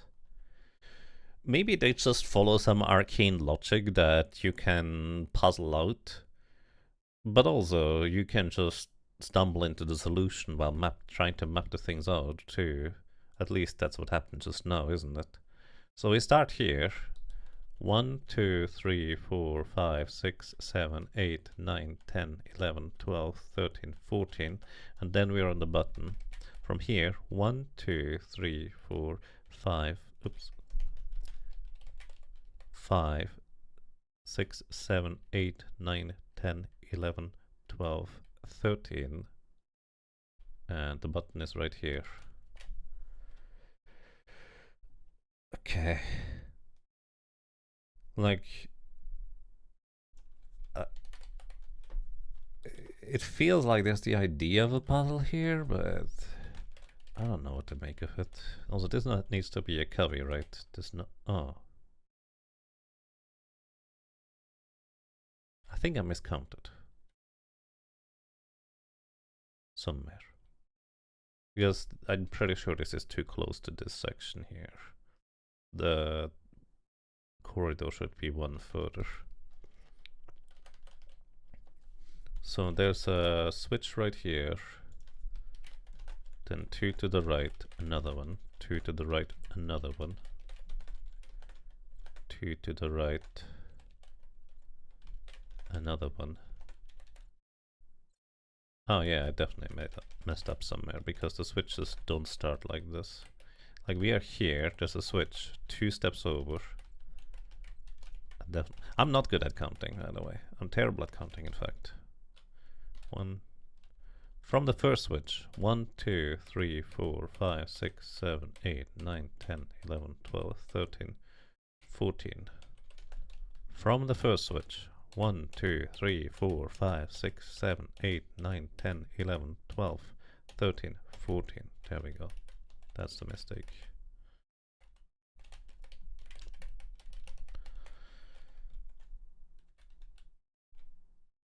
It's just bizarre.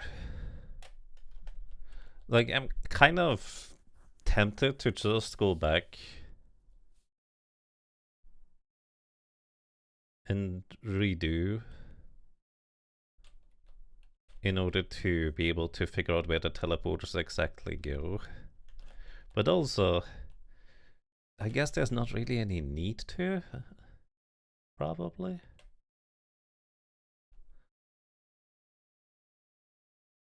I'm so confused. I guess it's okay. But, well, you can see why I'm keeping a variety of items on me just to do this kind of stuff. So I can use them as way markers. I guess it's fine. Let's just check whether this wall to the south has any secrets on it. I guess technically a possibility. Like, maybe there is a like slim possibility that there could be a secret in one of these locations, but it only works while the teleporter maze is still active. Okay, plate mail taken. We know plate mail is already really good. Let's see if it's magical. It is not magical. Can you equip plate mail? You can. You can still cast spells, right? Anyways, it's fine, I guess.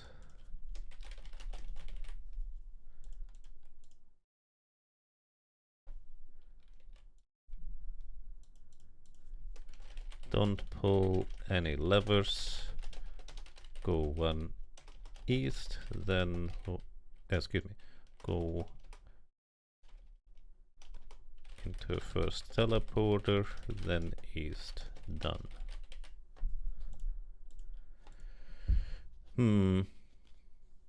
That was actually kind of disappointing, not gonna lie. Yeah. Oh wait, hold up. This is actually very interesting though. This is a staircase up, which means it goes into the drow area, And this actually is gonna go into like a tiny sliver of the drow area. Here, these 3 slots here. This is gonna go here. We're gonna be facing east, excuse me, west as soon as we go up, right? No, it's still east. Close enough. Anyways, I have absolute confidence that this is exactly here. And we find the scroll of Raised Dead. You know, the Raised Dead scrolls tend to be in locations where it's particularly difficult to get to or tricky, or you need to really pay attention to get a lever, so to speak. This one here just feels like I started trying to solve the puzzle and then it was already solved before I could figure out what the heck was going on. Anyways, neat. We also get another plate mail out of it, which I actually didn't realize that clerics would be able to equip plate mail, so it is what it is, I suppose. Let's continue in this branch here, see what is over there. So it turns out that was probably just like a small room in the end anyways. In fact, it just literally fills up the entire rest of the area here, it seems. Let me just try to see. We're sitting in the corner here. 1, 2, 3. 1, 2, 3. Then that goes here. And here. And that. Oh, jeez. You spooked me. We found the guy.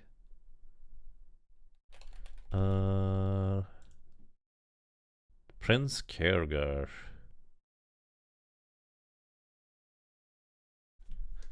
Prince Khergar. I was so close to you this entire time. I probably could have heard you through the wall screaming. Okay, there's also one over there. You see Prince Khergar struggling against his bonds. He looks up to you with desperate hope. Please, you must free me. I need to return to my clan and avert the war between the dwarves and the drow. Kill him? Why? Free him. Prince Khergar's eyes in relief. I thank thee for the timely rescue. Now must hurry to my people to warn them of 2 foul traps. First, the drow community must not be hid by kidnapping. It was Xanathar's minion Sindhya. If my people mistakenly attack the drow in their search for me, the drow will annihilate them with superior numbers. Second, if my people continue their search for our ancestral home, they will run directly into Xanathar himself. I gather from Sindhya's comments that Xanathar has set up his main quarters right in the heart of our ancient city. I must go find my people and stop them from attacking the dwarf, drow, or assaulting Xanathar. Will you accompany, brave adventurers? Sure. Khergar joins the party. But unfortunately, we can only have up to 6 party members. We're not going to replace any of our main cast, so it's literally either Dorum or Ilaria. I mean, role-playing speaking, I assume the 7th character just accompanies us, and then Dorum, his entire mission was to try and free Prince Khergar, so it just makes sense to replace him. I assume he's a fighter, but who knows. We're gonna replace Dorum and give you all the stuff Dorum was carrying. You're also low health, buddy. Let's see, you are a dwarven male fighter. Oh, this guy is strong. For reference, strength 18 is the maximum you can normally have in Dungeons and Dragons or Advanced Dungeons and Dragons. Anything beyond that is like a percentage from 1 to 100. And 92 is very close to 100. I don't actually know how this works at all. I just know this is really strong. He also has 19 constitution. Yeah, this guy is beefy. Impressive. Dude didn't break his own chains with that strength. Apparently not. These are very, very strong chains, aren't they? Alrighty. Not just drink the potion of extra healing. You can use it. It's not like I have any use for it otherwise. You have the boots. A ring of feather falling prevention. I think this one gives you AC. No? I swear one of these rings was supposed to give you AC. I don't know what they do. Then we need to rearrange our stone stuff again. You know what? Drink this other potion too. I'm never using these potions. It's way too awkward. I'm just gonna rest outside anyways. Okay, you get a dwarven helmet in your hands apparently. There we go. Proper armor, stone ring, amulet. I will rearrange these things once we get back to a portal. And a shield for you. You get the kingly scepter of kingly might. Okay, cool. You also are hungry, so let's cast fill stomach. And you're no longer hungry. Nice. Alrighty. Yeah, again, role-playing wise, I just assume Durham has given all of his equipment to make sure that the prince is gonna be safe on our journey back. It just makes sense that way. It's kind of neat. There's an extra graphic just for the chains for that. I wonder why you can kill him. That seems a bit rude.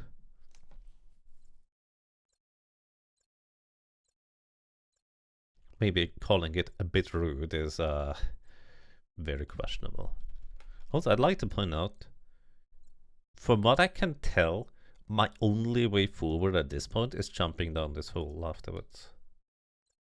That is fascinating.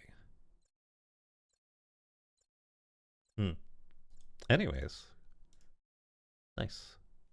According to your old second edition player's handbook, an 1891 to 99 string gives +2 to hit, +5 to damage, open doors on a 1 through 4 on a d6, and open magically sealed doors on a 1 on a d6, and a 35% chance to bend bars or lift gates. Murder hobos are evil party, I suppose. That is really strong then. So he must have missed his chance to bend the bars or whatever you want to call it. Yeah, this guy is strong. Let's go back to the dwarven posse, shall we? How do I do that anyways? Which one is the stone portal? It's the drow area. Below the doors. Alright, let's go and just deliver him back home for now. I kind of like how he looks. He has like just an undershirt on. Careguard that is. Despite us giving him some armor too. I wonder if he's gonna leave our party afterwards. Then I would need a new frontline guy. Or, well, I guess we could just put Taco back in action there. That's fine. Okay, we are back over here on this floor. We want to go upstairs. Like 2 ways to go. What was this one? Yeah, this staircase makes more sense. So we want to go north, all the way east, through this, then we go south. This is fine. Then we go... Wait, I'm going the wrong way. This does not connect here. North, east, east. Hi guys. Excuse me while I take 3 magic missiles of damage. Oh, you don't have to... Let's just kind of call them. We have our staves for a reason, let's just use them. Taco has leveled up. What level are you, buddy? Level 8. Pretty good. You don't get spell stuff. Alright.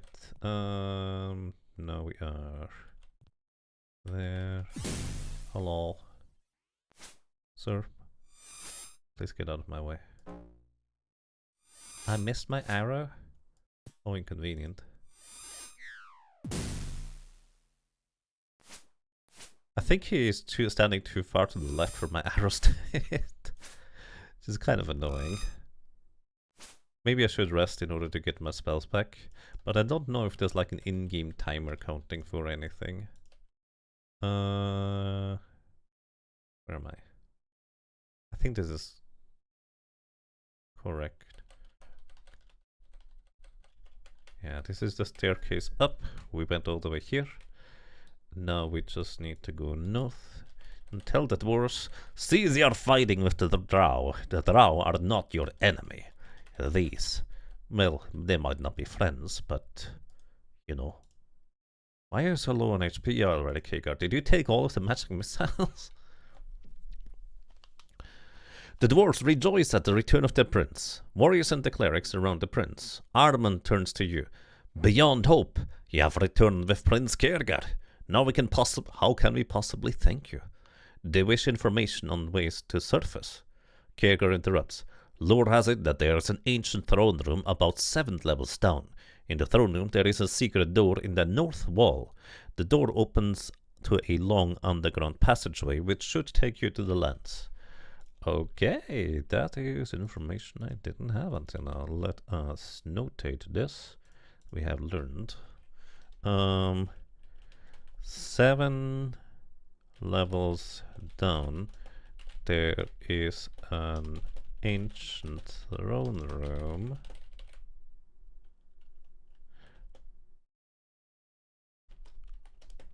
In the throne room there is a secret door in the north wall.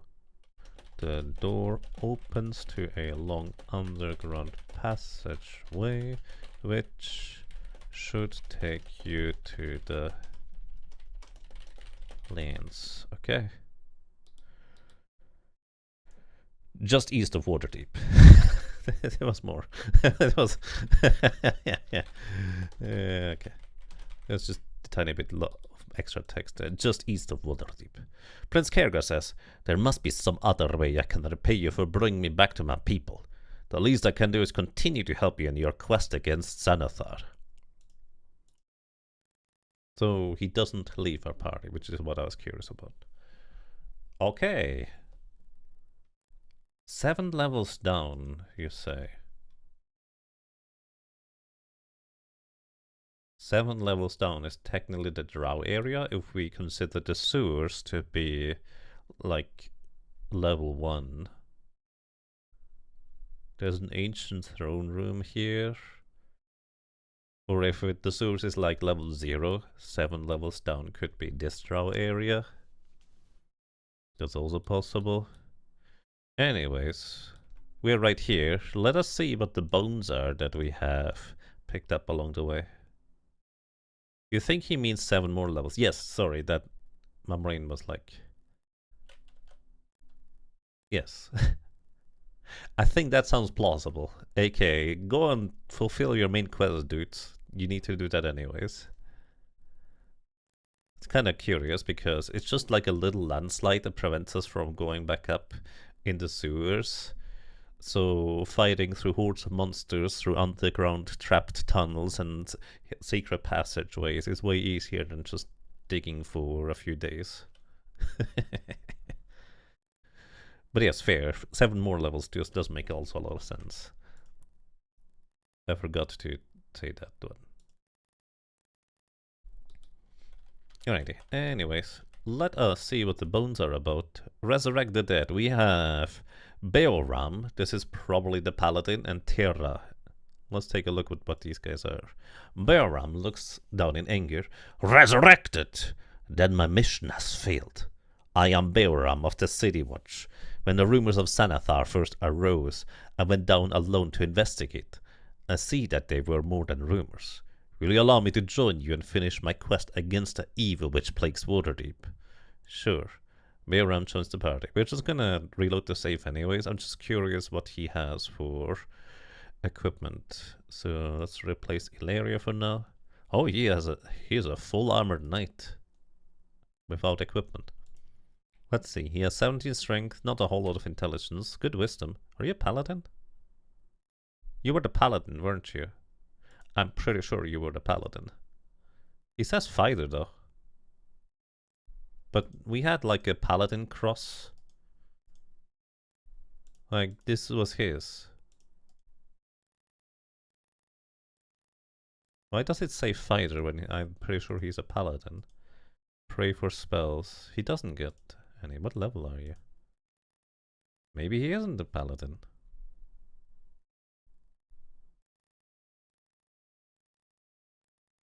17 charisma. I mean, the stat line looks very paladin-y. He probably was intended as a paladin. He has the stats for it, right? He's also level 7. It's peculiar, I will say. Let's reload and see who the other guy is. Okay, so I'm just curious.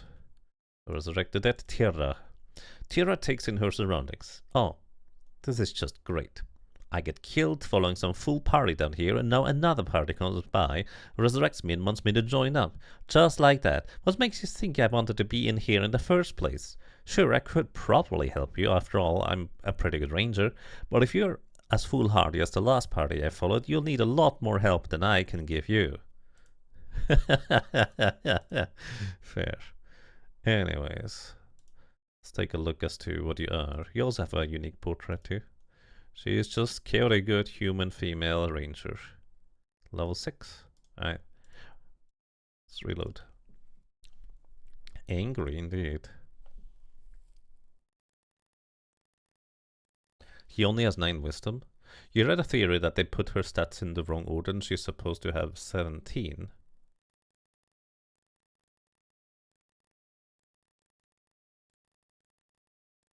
Terra is pretty good, but you get these guys so late.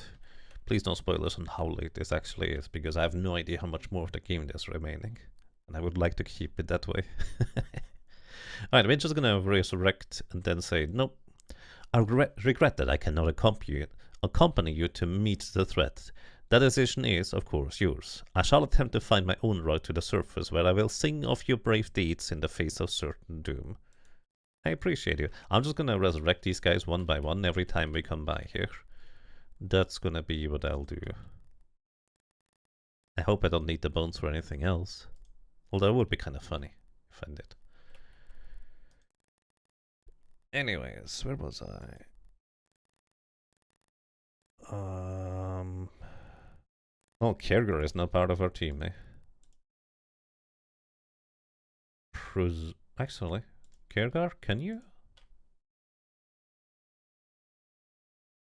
you tell your buddies to get out of our way so we can get to you the loot that is probably behind you? Let me actually check. East. Wish you good luck in your travels. Thank you. There's just 2 dwarves there and I can never get there. And I can never get into this room either. Because they won't let me through. Unless I fight them. I don't feel like fighting dwarves. They seem friendly. Maybe he fell as a paladin for failing the mission. If that happens, they revert to a basic fighter. Oh, that's a thing. That sounds fascinating. Anyways, let's save, because we finally got a advancement. And I mentioned at the beginning of the stream, I found a button. So off stream, I'll occasionally like to just wander around the halls, around my head into the wall to see if I find like places I missed or stuff like that. I found a button. I found a button offline. This one. I don't know what it does. For the most part. Like I peeked in here briefly. So let us finally get to witness the glory of what the heck is over here. Or maybe not so glorious. Who knows? Let's see. There's already like a passage we can walk through just to the north of here. So let's see what else we find. Just double checking. Yes, we can walk through here. Spider. Oh, dead. Just one shot the spider. There's a door here we can open. So, yeah. Paladins falling in 2nd edition is a thing, but he thought it was for intentionally committing evil or chaotic acts. Yeah, that was a thing too. Maybe he is actually evil after all.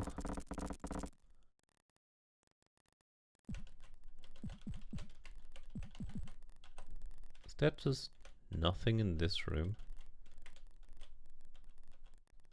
Huh. That is peculiar. Wrong color. There's just nothing in here. This is the game telling you. You should know by now that you can walk through these walls with these signs. Have you paid any attention whatsoever?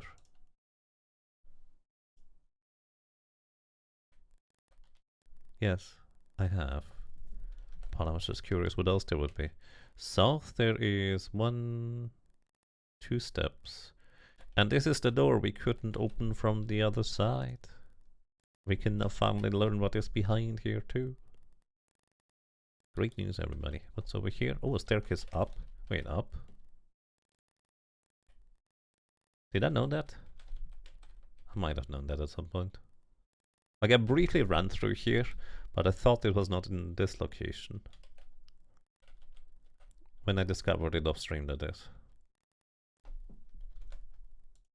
Anyways, my brain is not terribly good at retaining information, which is another reason why I kind of enjoy mapping, because that way I put all the discoveries and stuff onto paper, so we can see what else we can find. Let me notate this staircase as purple to indicate that we still need to see what's up there. Your paladin in Greyhawk game for 3.5 Advanced Dungeons and Dragons fell for joining a drinking contest. Harshest death judgment ever. Wow. That's pretty extreme.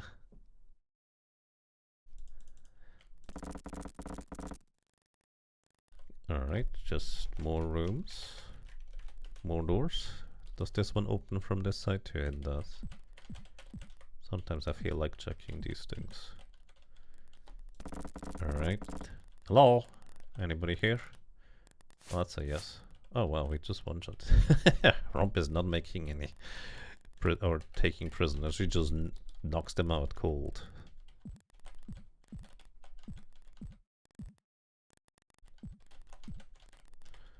Okay. Then it just continues over here.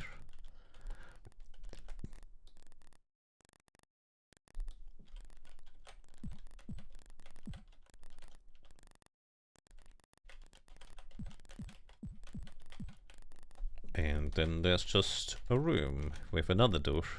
I guess we're just filling out the corner now. Hello. Spider friend is dead. That's a very long and roundabout way to get just the corner filled out. And then there's still this part here missing where we just don't know what's over there.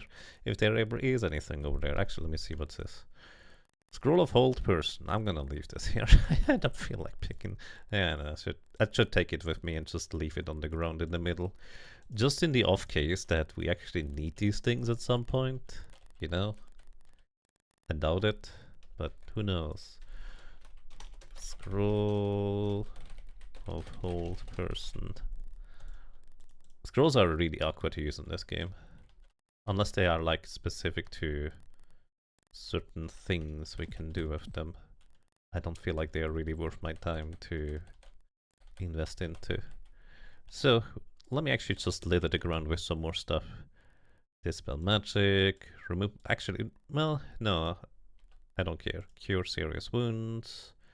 Let's put the non-magical trinkets on the ground here. Maybe I'll remember these are non-magical. Then we put the paladin equipment here. Again, I don't know if I ever need this. We need to resurrect Tira still. Scroll of Hold Person. It's going to litter the ground with more. Oops, did not mean to do that. Raise that, we keep. Raise that, we keep. Neutralize poison. I guess that's technically useful. Raise that, we keep. I have way too many darts. I'm not really using them either. This is a magical axe. I want to know what this is about. These are also all cure poison potions, I believe. Yeah.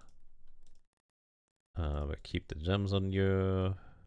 We keep these on you just for figuring out things. Then detect magic. Scrolls. Alright. And then 2 poison potions. I don't know if these are gonna ever come in handy. Okay, we have cleared our inventory a little bit.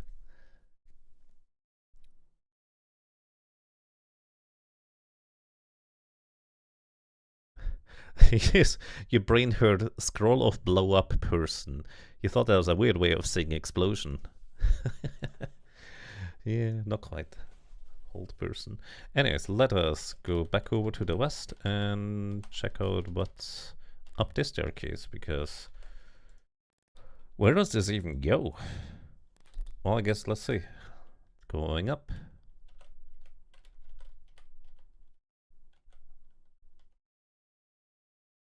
It's a 2x2 room. Stone floor here. Let me actually get the layout of the room. The staircase goes down here.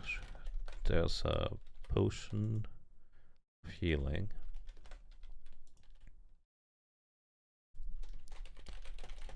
I'm just gonna leave that here.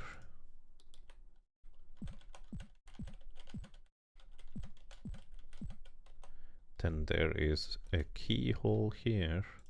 I don't think I have another key for this floor. I'm pretty sure I do not, so I don't know.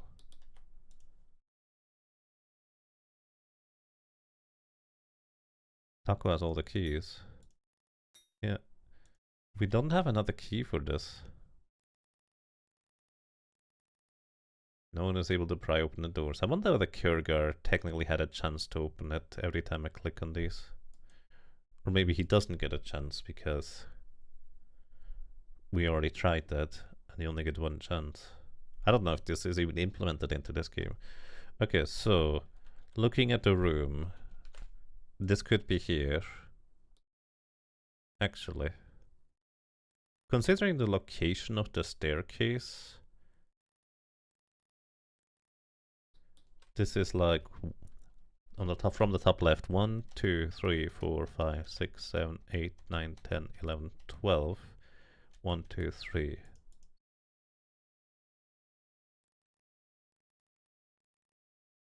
And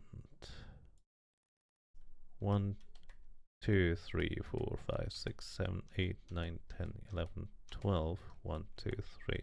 We are probably here. This makes the most sense. But I don't have another key.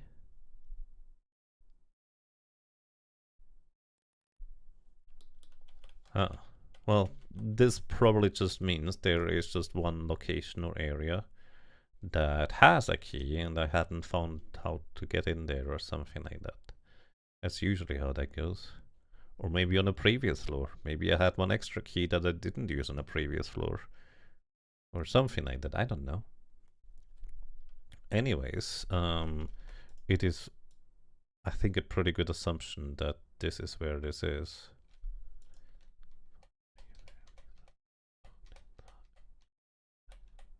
Yeah. Let's just move this over then.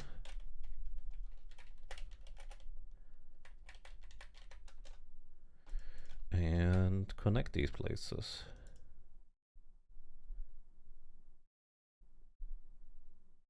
To here. This is no longer purple, but this one is purple.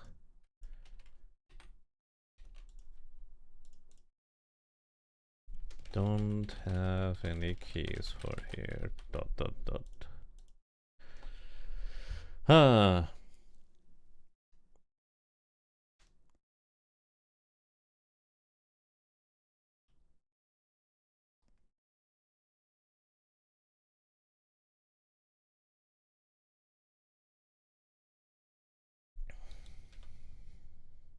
Hmm.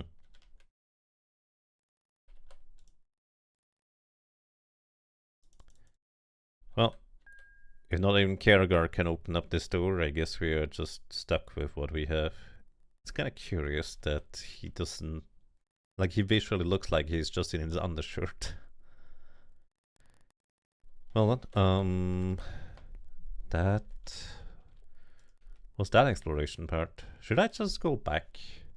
I mentioned at the beginning of the stream, in case you missed that when I said that earlier, where I accidentally spoiled myself on one thing. So for a long time, I figured I couldn't go back through here because the walls just stopped working, and I had no idea why. But I'm also curious about various other secrets, as in there's like some secret quests that you can do. And one of them was just literally tugging this chain, or special quest it was called. And I was just curious whether there was like any other conditions attached to that. And unfortunately, it's just informed me that tugging this chain is what makes this place from stopping to work. There was a key here that when you pick it up, and then there's still a wall on top of this place, and then you tug the chain, you have completed a special quest for whatever bizarre reason of condition nonsense. But anyways, I could backtrack and go higher. Or we could drive further into green, which I'm kind of inclined to do instead, and just backtrack for stuff later, I suppose. Each level has a special quest? Yeah, I figured as much. Many are very hard without at least hints for them. One is pretty impossible without the hint. Yeah, that makes sense. Because it was entirely random that I figured out that I needed to fill up the pantry with food because I was just storing stuff there. And some of these just seem entirely arbitrary and random, so I don't expect to find what the heck these are about.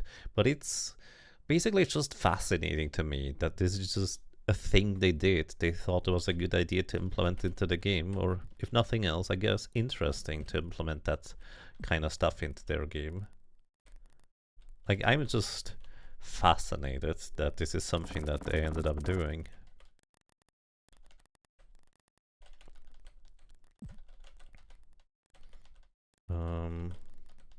Yeah. Oh, we used the key here. If we didn't use this key, because we could always go around it, then we would have one additional key for upstairs. But I didn't know that beforehand.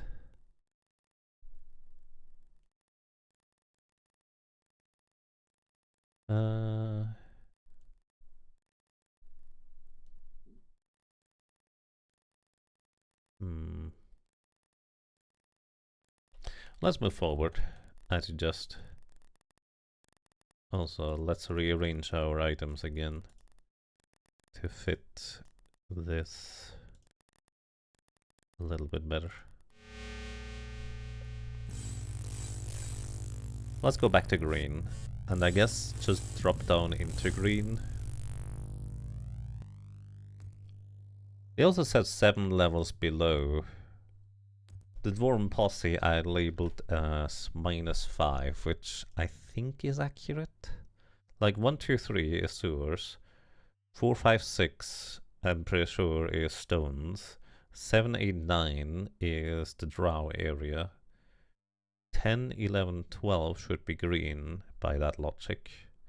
So the last floor of the green area would be then what we're looking for, which we're actually only 1 removed for what it's worth. So we're here now, stone daggers, stone medallion, stones by the floor. How do I go down from here? The map looks like a QR code. I don't think scanning it is gonna do anything for you though.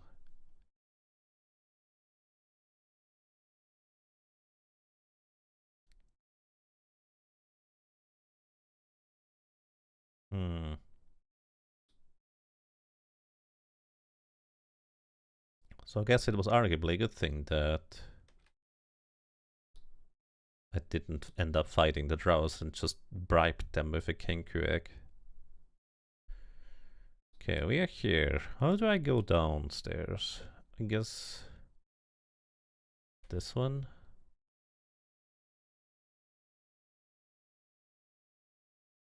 Yeah, that's actually quite close, isn't it? We go south. Alright, I left the kenku egg there because I have no idea what this stuff is for. Then we go down, then we just go all the way north here. So many spears. Lol. Am I getting attacked from the back? I am. Could you guys stop that, please? That's just rude. Give you back your arrow.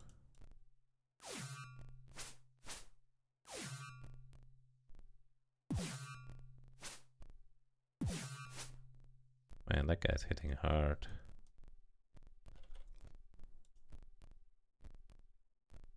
Oh, wrong arrow guy.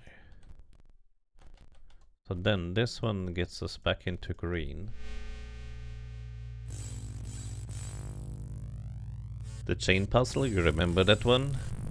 Yeah, basically I just tucked the chain, special quest has been activated, and that was so arbitrary and random. I didn't even consider that tucking the chain is actually what stops the mechanism from working afterwards, so... Oops. Anyways, where are we here? On this floor? Let's just move the thing. There we are. Oh no, here. We're now standing here, facing east. From here, I guess we just drop down. I don't know if there's any other way to go. It doesn't seem like it. I think I've explored the remainder of the place, and I think I've checked every wall. But as usual, there could just be hidden buttons that I might have missed.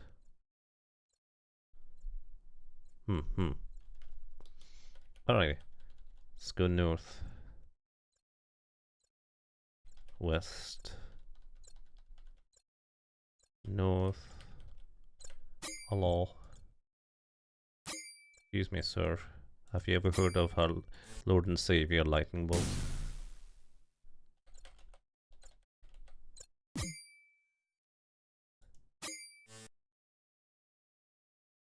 Thank you for listening to my TED Talk. Alright, let's rest. Yes, we heal.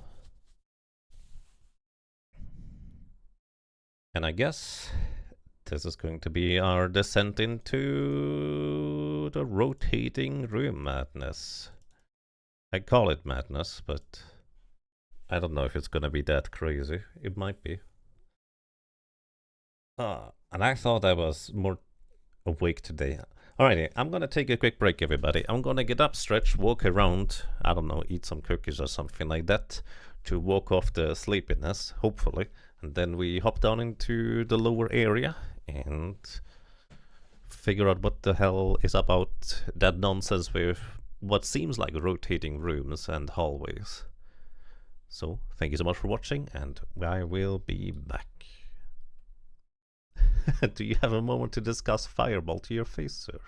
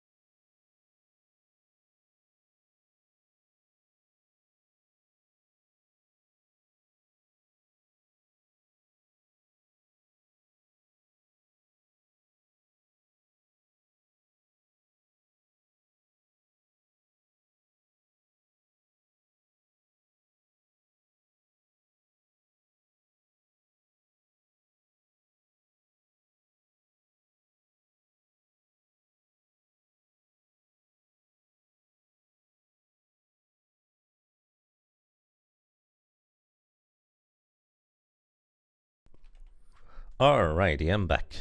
Good morning, good evening, and good afternoon, and welcome to the gap, the hole that we're about to jump into, because, well, it seems like this is the only way forward for now, but, well, I don't really truly know. Maybe there's something else I missed, but at least for now, this seems like the only way I can possibly go, and both the text on the left and the right just tell me to jump. So we do. Welcome to Green 2, or whatever you want to call it. Kind of like before, what I'm gonna do is very similar to the first part, where we're actually gonna take all of the green areas and just leave them all be on the same floor, if you will.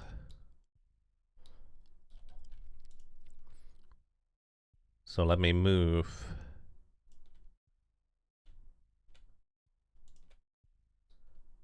this entire thing, because this is the first green floor, all the way to the top. I cannot move it up any further for some reason. I don't know why. It's kind of weird. This program is a little bit weird sometimes. Mark it again. Move it all up into the top left corner. Actually, the top corner is probably not a good idea anyways. Wait. Am I in the top corner now? I don't know. Actually, there's a reasonable assumption that this is the very bottom of the floor to begin with, rather than the top. So, well, I can always nudge the level later, it's fine. Just leave a little bit up at the top. Then, because this is the green area, we're going to just make a little dividing line here. And then we drop down here. So, how large are these areas? I assume it's like 32 by 32. Although technically I've seen only like counted up to 30. So this place just drops us somewhere over here probably. Welcome to Green 2. And I'm going to link this right here. And we're gonna start mapping from here. Now, this is a peculiar place, because we briefly dropped down here earlier. And effectively, right now, there is a passage that we can go through. And it seems like this entire area effectively consists of rings, if you will. So let me just really quick map this one just like this. So if we just go around here, you can see I just walked once around this little square here. Then we go up north, leave no stone unturned, it says, and we're just gonna go 1, 2, 3 to the west. So from here, 1, 2, 3, and then it goes just all the way around until we are back here, where there is somewhere a gap. There's the button here, and here the gap is towards the east. And I assume that's just going to repeat here. There's also a star here, the star of celestial navigation, to the east afterwards. I'm not going to mark most of these things yet, although I think putting the star here might be relevant, because I think there can only be so many rings before the level becomes too large, presumably. And I don't know whether that's here yet or not. So 1, 2, 3, 4, 5. No, 1, 2, 3, 4, 5. And then we just go 1, 2, 3, 4, 5, 6, 7, 8, 9, 10. 1, 2, 3, 4, 5, 6, 7, 8, 9, 10. Yeah, it basically just goes around, doesn't it? Let's just run this through. There is a rock right here. I'm not picking up or touching anything for now. And that's... this one does not have an exit. So this is how the area looks for now. And we are back in the middle here. So considering this, basically there are texts on these walls. One of them says, Your fate lies in the stars. In the stars. Okay. Then, next up, we have the star to the south. Well, at least that's by default to the south. Let me remove this one. The star is to the south here. This is a celestial star of navigation. And then to the east, we have a button. And from what I can tell, this is true for every ring. It has like one button, one star, one text. And the buttons, when you click this one, it actually is going to look like it opens up the passage to the east. But what actually happens, or well, I'm pretty sure what happens, is it actually rotates this entire room clockwise. So the button is now on the south side. The star is now on the west side, and the text is now on the north side. So I assume we need to rearrange these rooms to have the star face always to the corresponding locations, which means, considering the star is basically like on the opposite side of the button, we need to have the button open presumably towards the west. So this should now align the star on the east side here. Also, one thing I forgot, there's a portal here too. I don't know how to label this, to be completely honest. I don't know. It's a stone portal.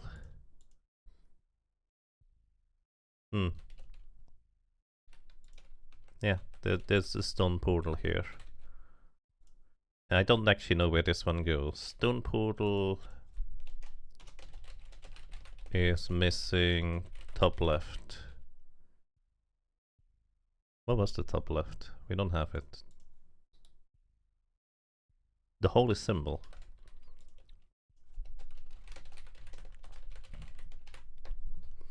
Alright, so.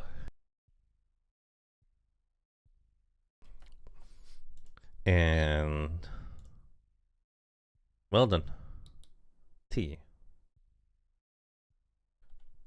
I assume this is my objective. This now has the star facing to the west right now. The text on this one says... Also, this is just the default orientation of this room. So the button is to the south. The star is on the west. That's before you push any of the buttons. And... Wait, what was on the north? That's the star. The north says, leave no stone unturned. That's just text on the wall. Oops, I didn't do it right. No!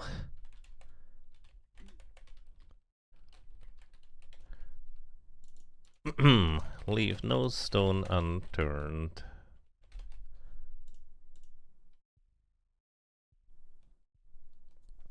Actually, that's an interesting question. Do the items rotate with me rotating the rooms? Like basically, if I put a flail here in front of the sign, or if in front of the text, does this now mean that the flail is going to rotate with the thing? So now it is facing south. We need to keep going clockwise. It is now facing west, which aligns the stars to our backside. So we now have the stars aligned. And considering I just heard a ding, I think that solves it, doesn't it? Yeah, leave no stone unturned.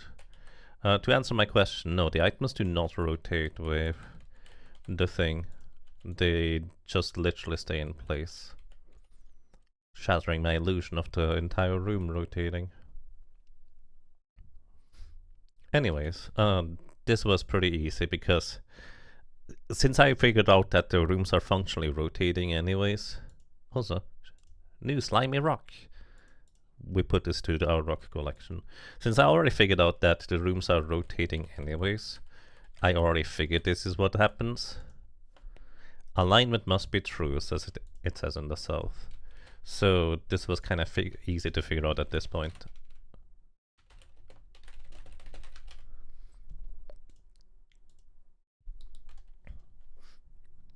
Good evening, Milgrips, and welcome. Hope you're doing well today.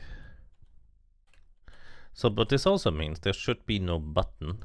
There would be a button here, but there isn't. Because... oh no, there is a button here. Wait, what?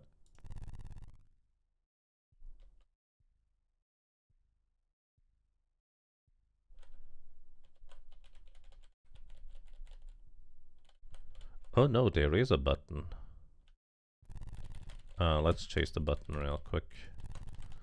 Click it 4 times to get it back to its original orientation. Okay, so... huh.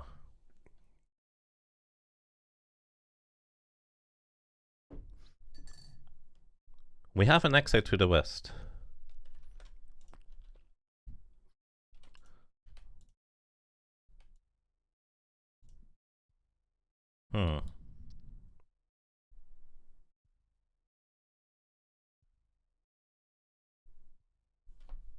Maybe there's different. There's probably multiple exits. I didn't expect there to be a button on the outside, to be completely frank with you. I didn't think there would be. Well, let's actually open this door, run through it, and see if we find anything of interest. Because I just aligned all of the other stars with this place in particular. I'm gonna reload the save later anyways. Detect magic. Okay, oh, that's a magical banded armor. And a slasher +4 sword. Let's see if we can unequip this again, or whether you're stuck with it. We can just unequip it. Who got the banded armor? You got it. Let's see whether this thing is any good. You have 1 armor class right now. Now you have -1. This is just a lot better, huh? Right, we definitely want to go and pick this one up. We will do this as soon as I am actually done mapping. There's a ring. This one is not magical. So... just throw it at the back of Hilaria's head. Yes, I'm so sorry. Just briefly checking all of the walls. None of them let me pass through. How rude of them. Just briefly running through here. Oh, and then we are back in this place. Okay, so this is just like a singular area that we can briefly explore. That's good to know. Okay, so we have to actually reorient the room, like, necessarily in order to get to new places, which is what I expected at this point. Now that I've learned that there is a button here too, but I didn't technically know. The dungeon gets deeper. It does. Did Yaga just throw a ring, run into it, and taking damage? Yes. Yes.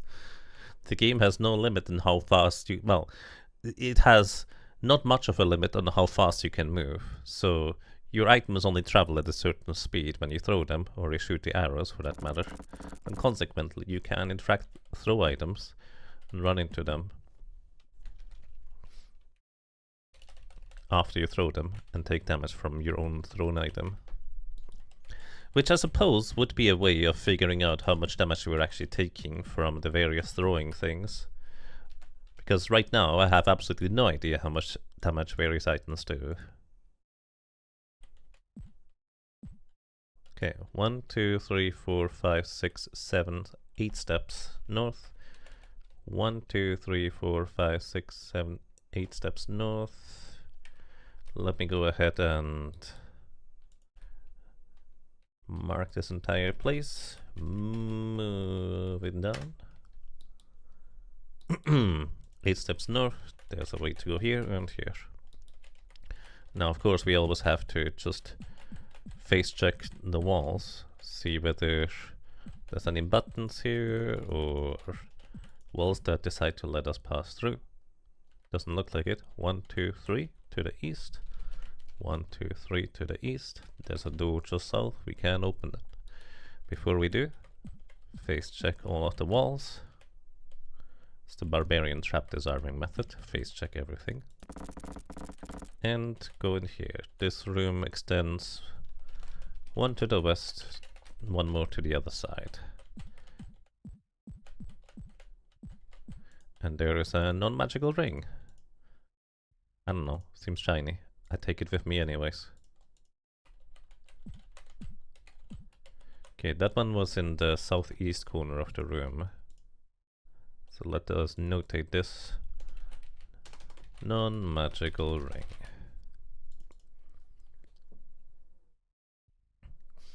We're back to the ring, yes indeed. And well, it wasn't particularly difficult to figure out what I needed to do there.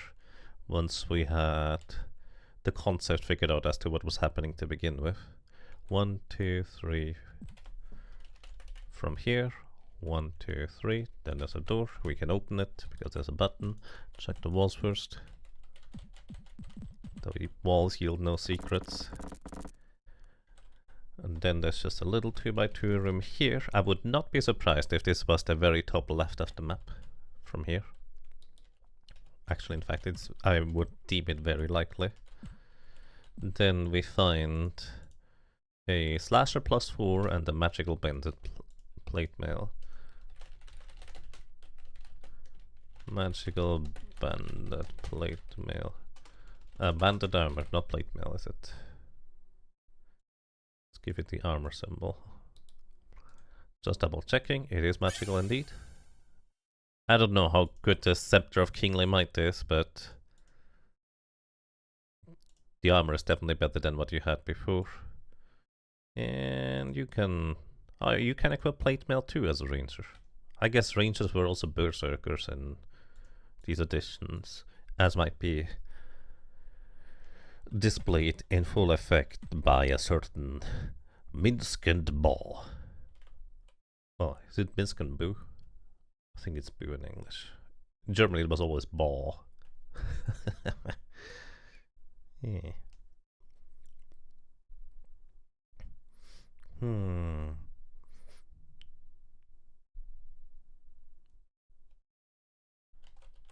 Alright, so let's get back to the ring.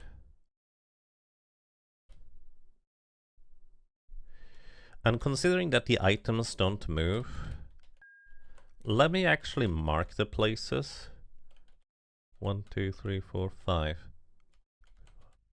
1, 2, 3, 4, 5. Let me mark the places that we still need to go with items. So here's 1, 1, 2, 3, 4, 5. 1, 2, 3, 4, 5. This is another one I still want to go. Egg. 1, 2, 3, 4, 5. 1, 2, 3, 4, 5. And this is just kind of my way of figuring this stuff out, basically. Because we press the button here. The orientation rotates. And because of the nature of this place... Wait, is this one going... No, it is still going clockwise. Like, the door is supposed to open here. Functionally, anyways. But we need to align the stars in order for the outermost wall to actually actively rotate. So we need to push all of the buttons once in order to open this. And actually, if I just do it from the inside, that's way easier now I think about it. Alright, pick this back up so we know we have gone in this direction because we are going north. Right here. There is a door here that we can open, and there's presumably something behind it.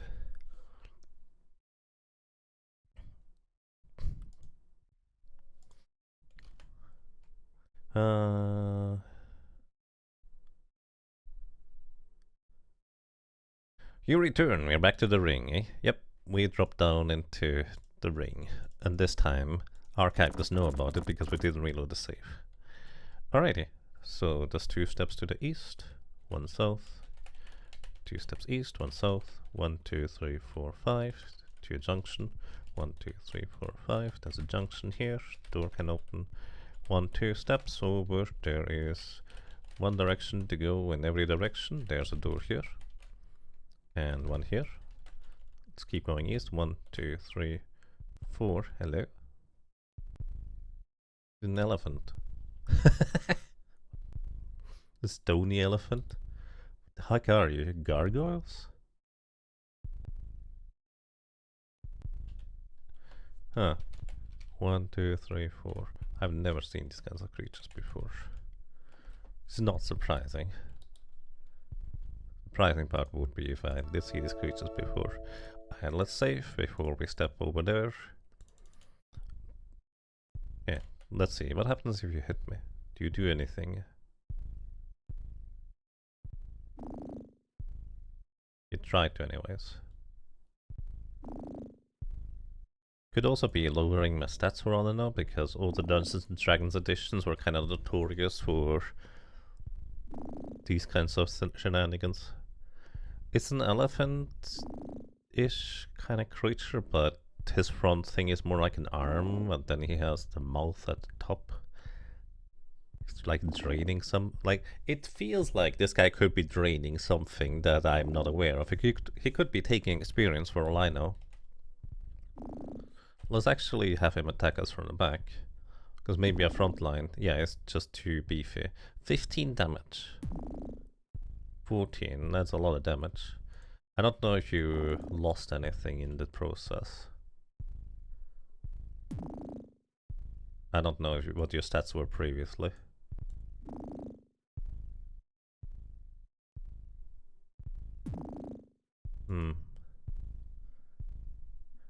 That is a Zordon. I know nothing about Zordon, so it doesn't obviously like remove any of my equipment or stats or anything like that. Actually, would the player handbook say anything about these creatures? Let's see. Eye of the Beholder. I know the clue book has monsters, but I don't think the player handbook has monsters. Yeah, I don't think. Yeah, I see no information about these guys.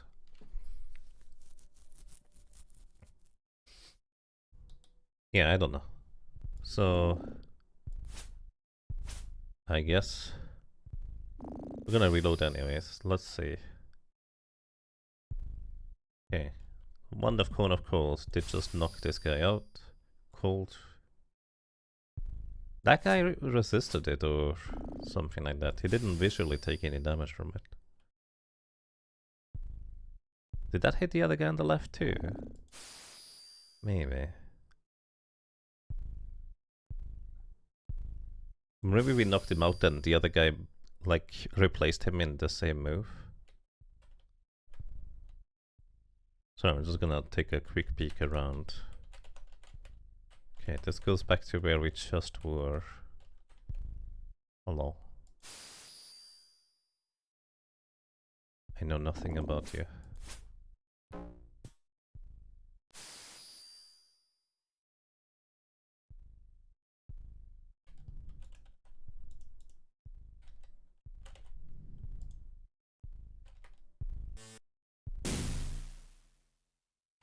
But it turns out Lightning Bolt is just fine against these guys. Ooh, that guy survived. They might be really difficult to hit. I just murdered him? Do these have like Death Touch or something like that?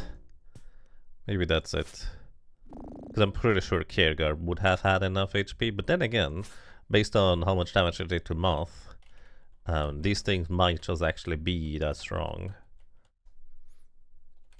You like the monster choices in this game? A fair assessment.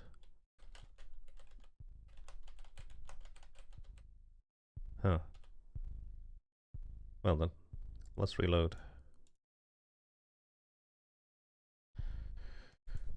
I'm not sure what to do with this information. No bouncing lightning bolts in this version. It's breaking your immersion. Excuse me. But they do bounce. But only if you're right in front of the wall. So it's more like I guess they explode.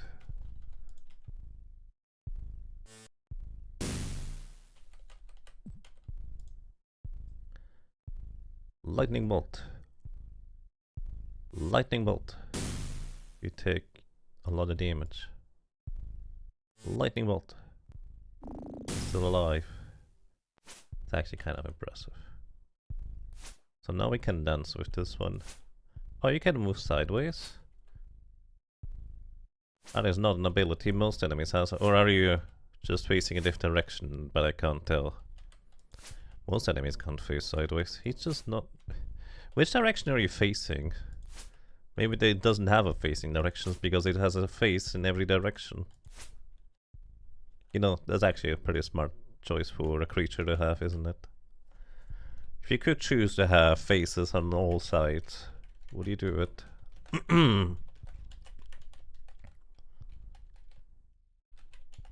Maybe.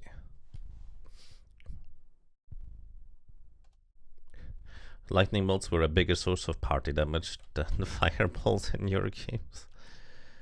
That's fair.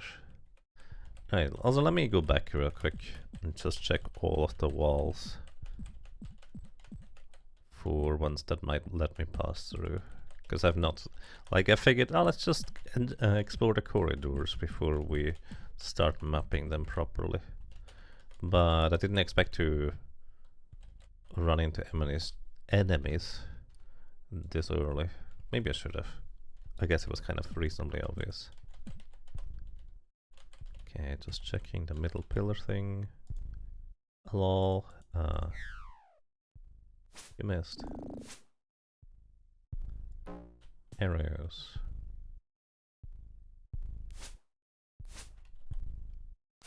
Oh, I did. I mean, that's fine. We can use a cast of Cone of Cold. I mean, these things are beefy enough to survive it occasionally, so that means they must be rather strong. I mean, of course they're rather strong. We're also pretty far down in the dungeon now, so I suppose it just makes sense. I think you turned around. Alright.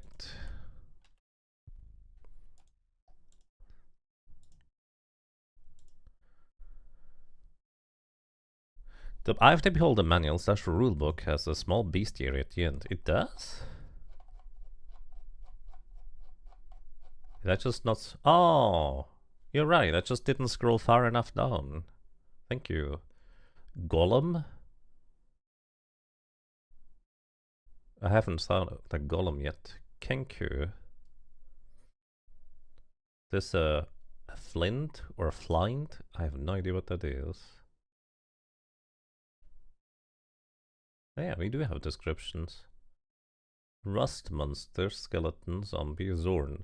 Zorn. This creature is native to the elemental plane of Earth and feeds on precious metal deep underground. The white body of a Zorn is made of pebbly material and its mouth is located at the top of its head. 3 talon-clawed arms are positioned symmetrically around its body. In the few reported cases of Zorn attacks, the creatures seem to have been attracted by jewels or precious metals rather than malice. Do you think other creatures attack out of malice? They're just looking for food, dude. Can't blame them looking for food. Just don't try to make me food. It's not gonna end well for you, evidently. Also, I did not map this place correctly, did I? Where am I? 1, 2 to the left. Yeah, no, I did not map this correctly. This is wrong.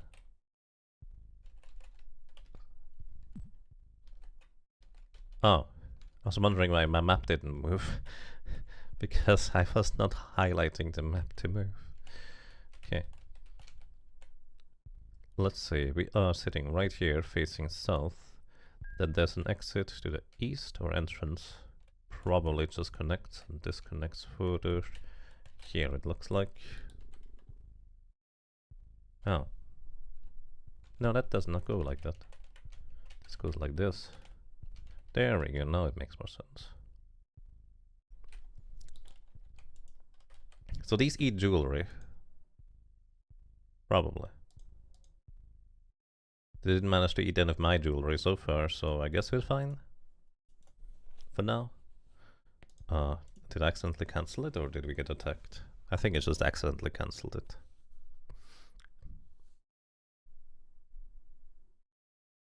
You prefer lightning bolts in Eye of the Beholder. Burning Hands is also surprisingly good, but it's hard to get. I have no idea where Burning Hands is. Wait, Don't I have Burning Hands? Memorize. No, I don't have that. I have Shocking Grasp, which I don't use because it's melee range.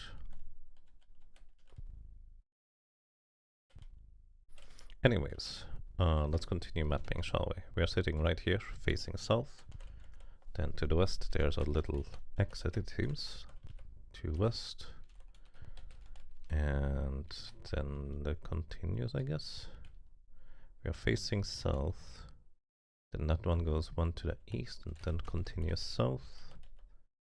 I can look for openable walls later on. Then this is 2 to the east. Then this is a lightning bolt for you. You earned it. Yeah, this is why they look like they're always facing in a direction. They're not.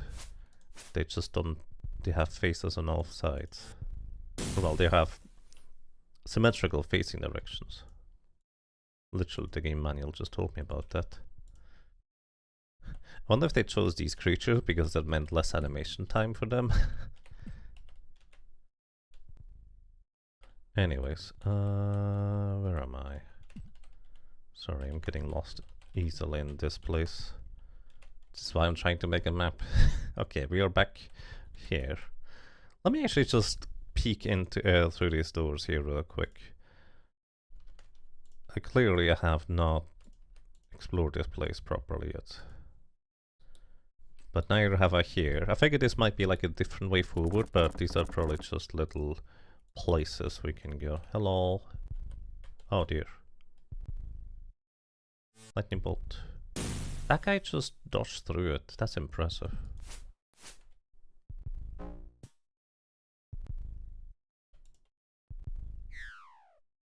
You missed.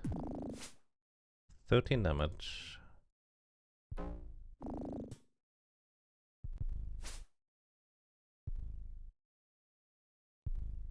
Fear. He's running away. He bravely runs away.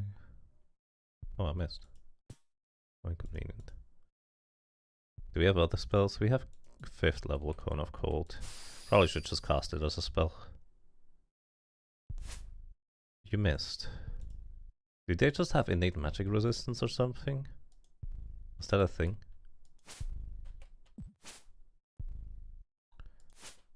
Lol. Sir, I'm trying to hit you.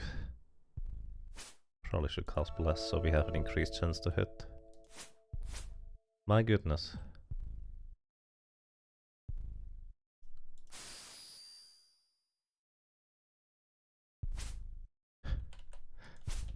There we go. Now we finally hit him. That was a good hit too. It's gonna keep dancing around the corner, I guess. And there's one more on the loose still. I still need to go and knock that one out too. Okay. That one is gone. But he's probably still inside the room. He's not. I guess I'm just gonna run into him later. It's fine. Don't worry about it. What's the worst that could happen? Oops. How did that pop up? I know you can't see anything. Don't worry about it. Alrighty. We have a rock. Shiny rocks. And you have Cleric's Roll of Raised Dead. Okay, we have plenty of these now. In case somebody dies, you can just wake back up immediately. Probably with a severe headache and unable to do anything because of levels of exhaustion for a good number of turns. This was the easiest scroll of Raised Dead that we've ever found.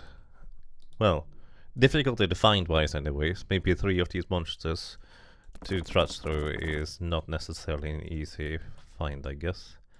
You not have any more spells? No. Again, I've not been particularly thorough with checking the walls for what it's worth. Alright, this room here just goes like this and has another door to open on this side. So let me go and check out this place first, in the northwest instead. Hello! Anybody in here? No, not yet. Okay, this goes like this.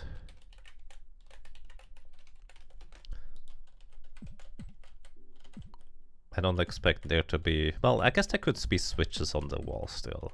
Like, I don't think we can expect to go through the walls in any meaningful capacity, because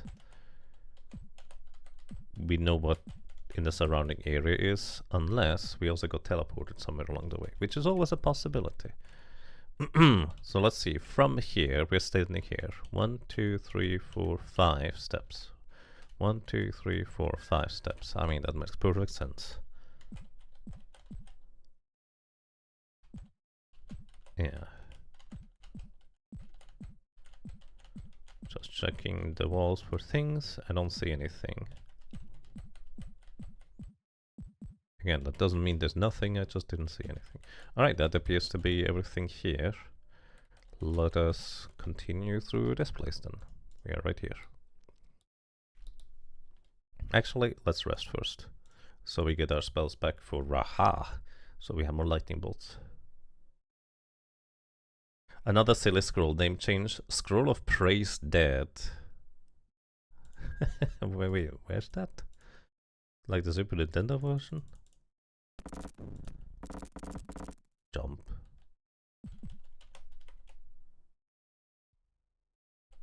There's a lever here. And many levers here.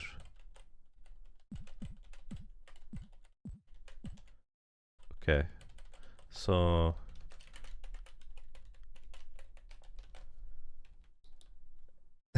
Jagerbot lost the scroll buttons.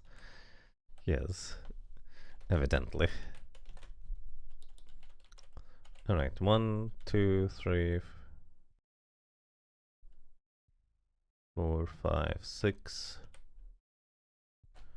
1, 2, 3, 4, 5, 6. Then it's a little room afterwards. And there's a lot of levers. A dwarven healing potion. You can have... I don't know what a dwarven healing potion does. Does it heal you in case you're no longer a dwarf? aka it turns you back to be a dwarf. Regardless of whether you ever have been a dwarf or not. Maybe it just makes you small like a dwarf. Who knows? Where's the potion symbol? Dwarven healing potion. Potoin.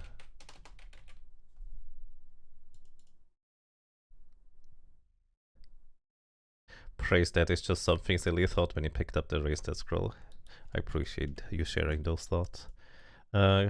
Cure Serious taken. Alright, we have Cure Serious taken, everybody. Good news.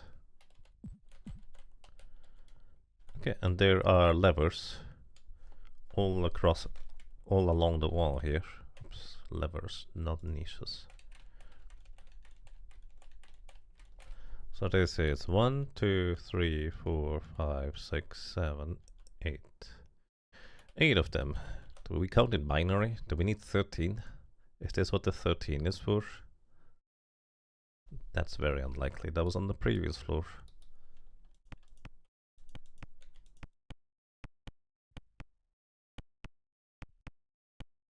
Do I need to put them all in the down direction? Nothing interesting happened. Wait. Now they're all in the down direction.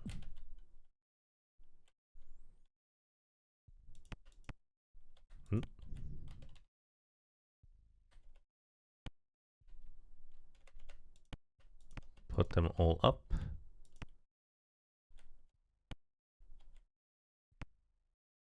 Okay, some of them affect the other levers. Sometimes. So when I put them up, other ones go down. They're all up now? Something happened somewhere.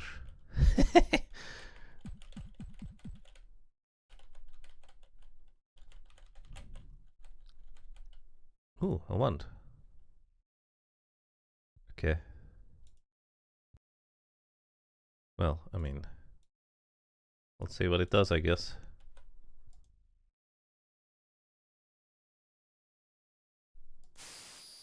It's another cone of cold. And yes, Yagabot is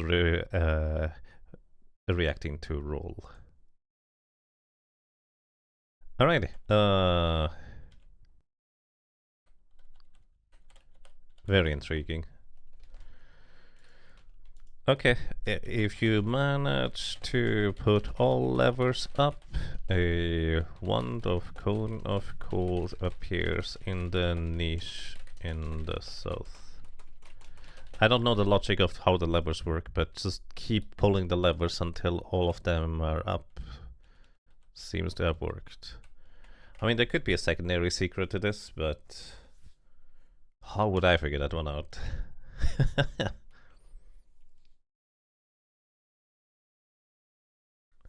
The magic scroll of being reverent towards one's ancestors. Scroll of prize dead.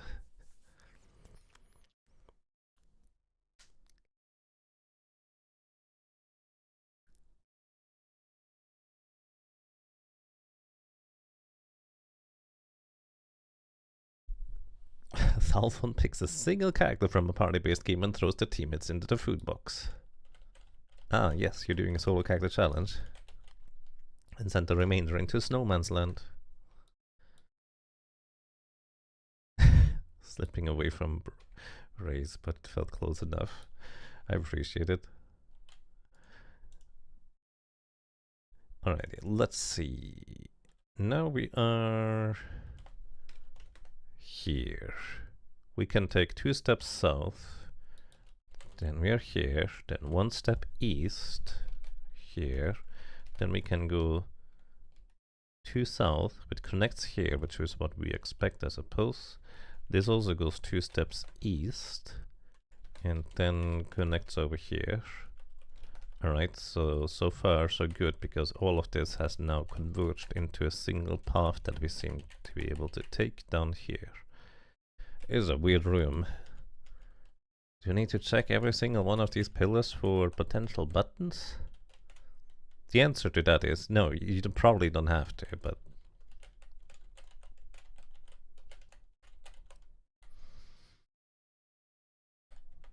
This is a very old dungeon crawler games. So you never know what you might find until you find nothing. And then you know that you found nothing. Or a button. Sometimes you find a button. It's rare, but it happens.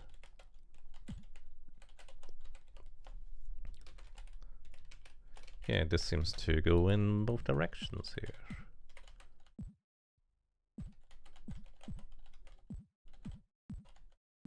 Mind me just checking every wall with my face. Okay, there's a door. What's behind door number... this one. I was gonna count the doors, but then I became too lazy all of a sudden. Alright, so this appears to be a room like this. Room of the key. Excellent. I need keys. Room of the key. Okay. 1, 2 steps to the west. Actually, this... oh no! We found the hidden button, look. Now I need to go back through all of the walls to see whether there's this one. Oh no! I was checking this area here the entire time because that's kind of where it's been on previous floors. Now I know the button is here. Oh no, I have to go through the... wait. Oh my god, this change is tiny. Like, previous ones were like obviously different. This one is tiny. This change. Oh my goodness. There is no way I would have spotted this on the previous sections. Oh dear. Look at the bright side. We have learned now, before we explored the rest of the green. But there's an entire green section up here that I need to go back through now as well because of it. And this floor too, of course. Ay, ay, ay, ay, ay, ay, ay, ay, ay. Well, I have learned. Honestly, what I will say about this, it's an old dungeon crawler, okay? But it has actually been pretty good about giving you specific, like, rooms that clearly are there for some reason. Room with the key, like, there appears to be nothing else. So you will take a closer look at this room, and consequently, now we have learned about the note or how this works or how like the hidden niches look like. So the game has been pretty good about tutorializing us for these kinds of things. There's a drow key. Okay, that's how you get the drow key. And a stone orb. Wait, that's the magical orb, isn't it? Did we finally find it? It is magical. Oh boy. Here you get magical items. Or key items. We finally found it, potentially. Now we can use this and put this into the oracle. There's actually two oracles. One is the oracle of devouring, the other one is the oracle of knowledge. I wonder if the oracle of devouring is just gonna eat the orb and you get nothing back. Yeah, then again, this game has been better than other dungeon crawlers which will just let you do that. But then again, maybe they just thought it was funny. If you put it in the wrong oracle, your orb just gets eaten. Stone orb. Wait, it's a stone orb. Oh no, this is a key. This is not the orb that we need to put in the oracle. Well, maybe it is. It could still be, but it's actually a stone key. Oh, and drow key. Ah, maybe it is.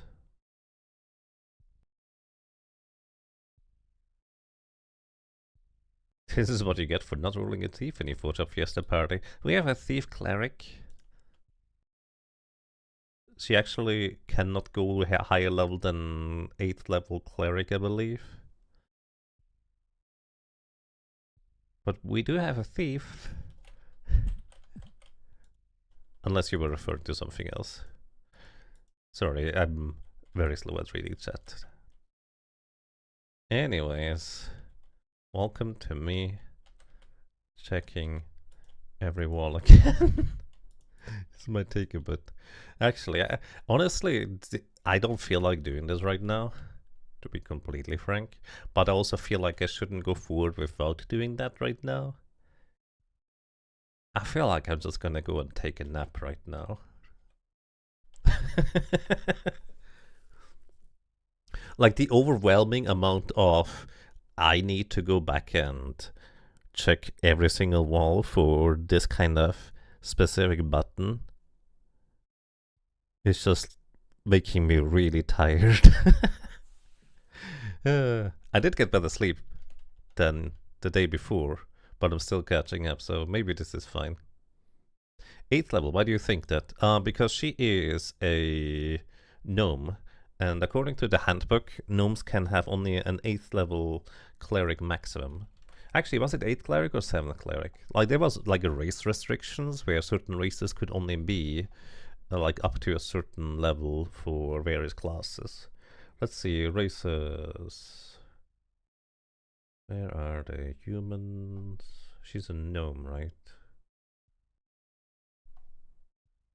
Halflings, humans, half-elves, gnomes. Gnomes get up to restrictions. Oh, it's 9th level actually. Okay, so she can become a 9th level cleric. I specifically chose her to be a gnome because that's the only race that had like cleric and thief as a combination. And I wanted to have both a cleric and a thief in my party, so here we are. The level cap in this is 11, except for cleric, which is 10. That isn't correct. Race restrictions is only in Eye of the Beholder 3. Oh. Interesting. So maybe they was supposed to be in there.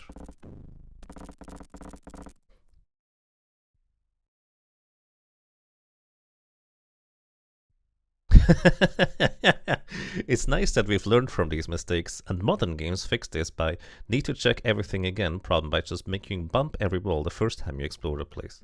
Yeah, I mean, this game made me bump every wall the first time, the first time I explore, after I have learned about all of the pass-throughable walls that are definitely not marked.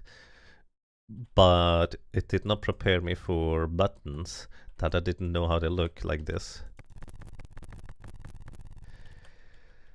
Ah. Then again, I was actually on the lookout for these buttons the entire time, but I only found them now here.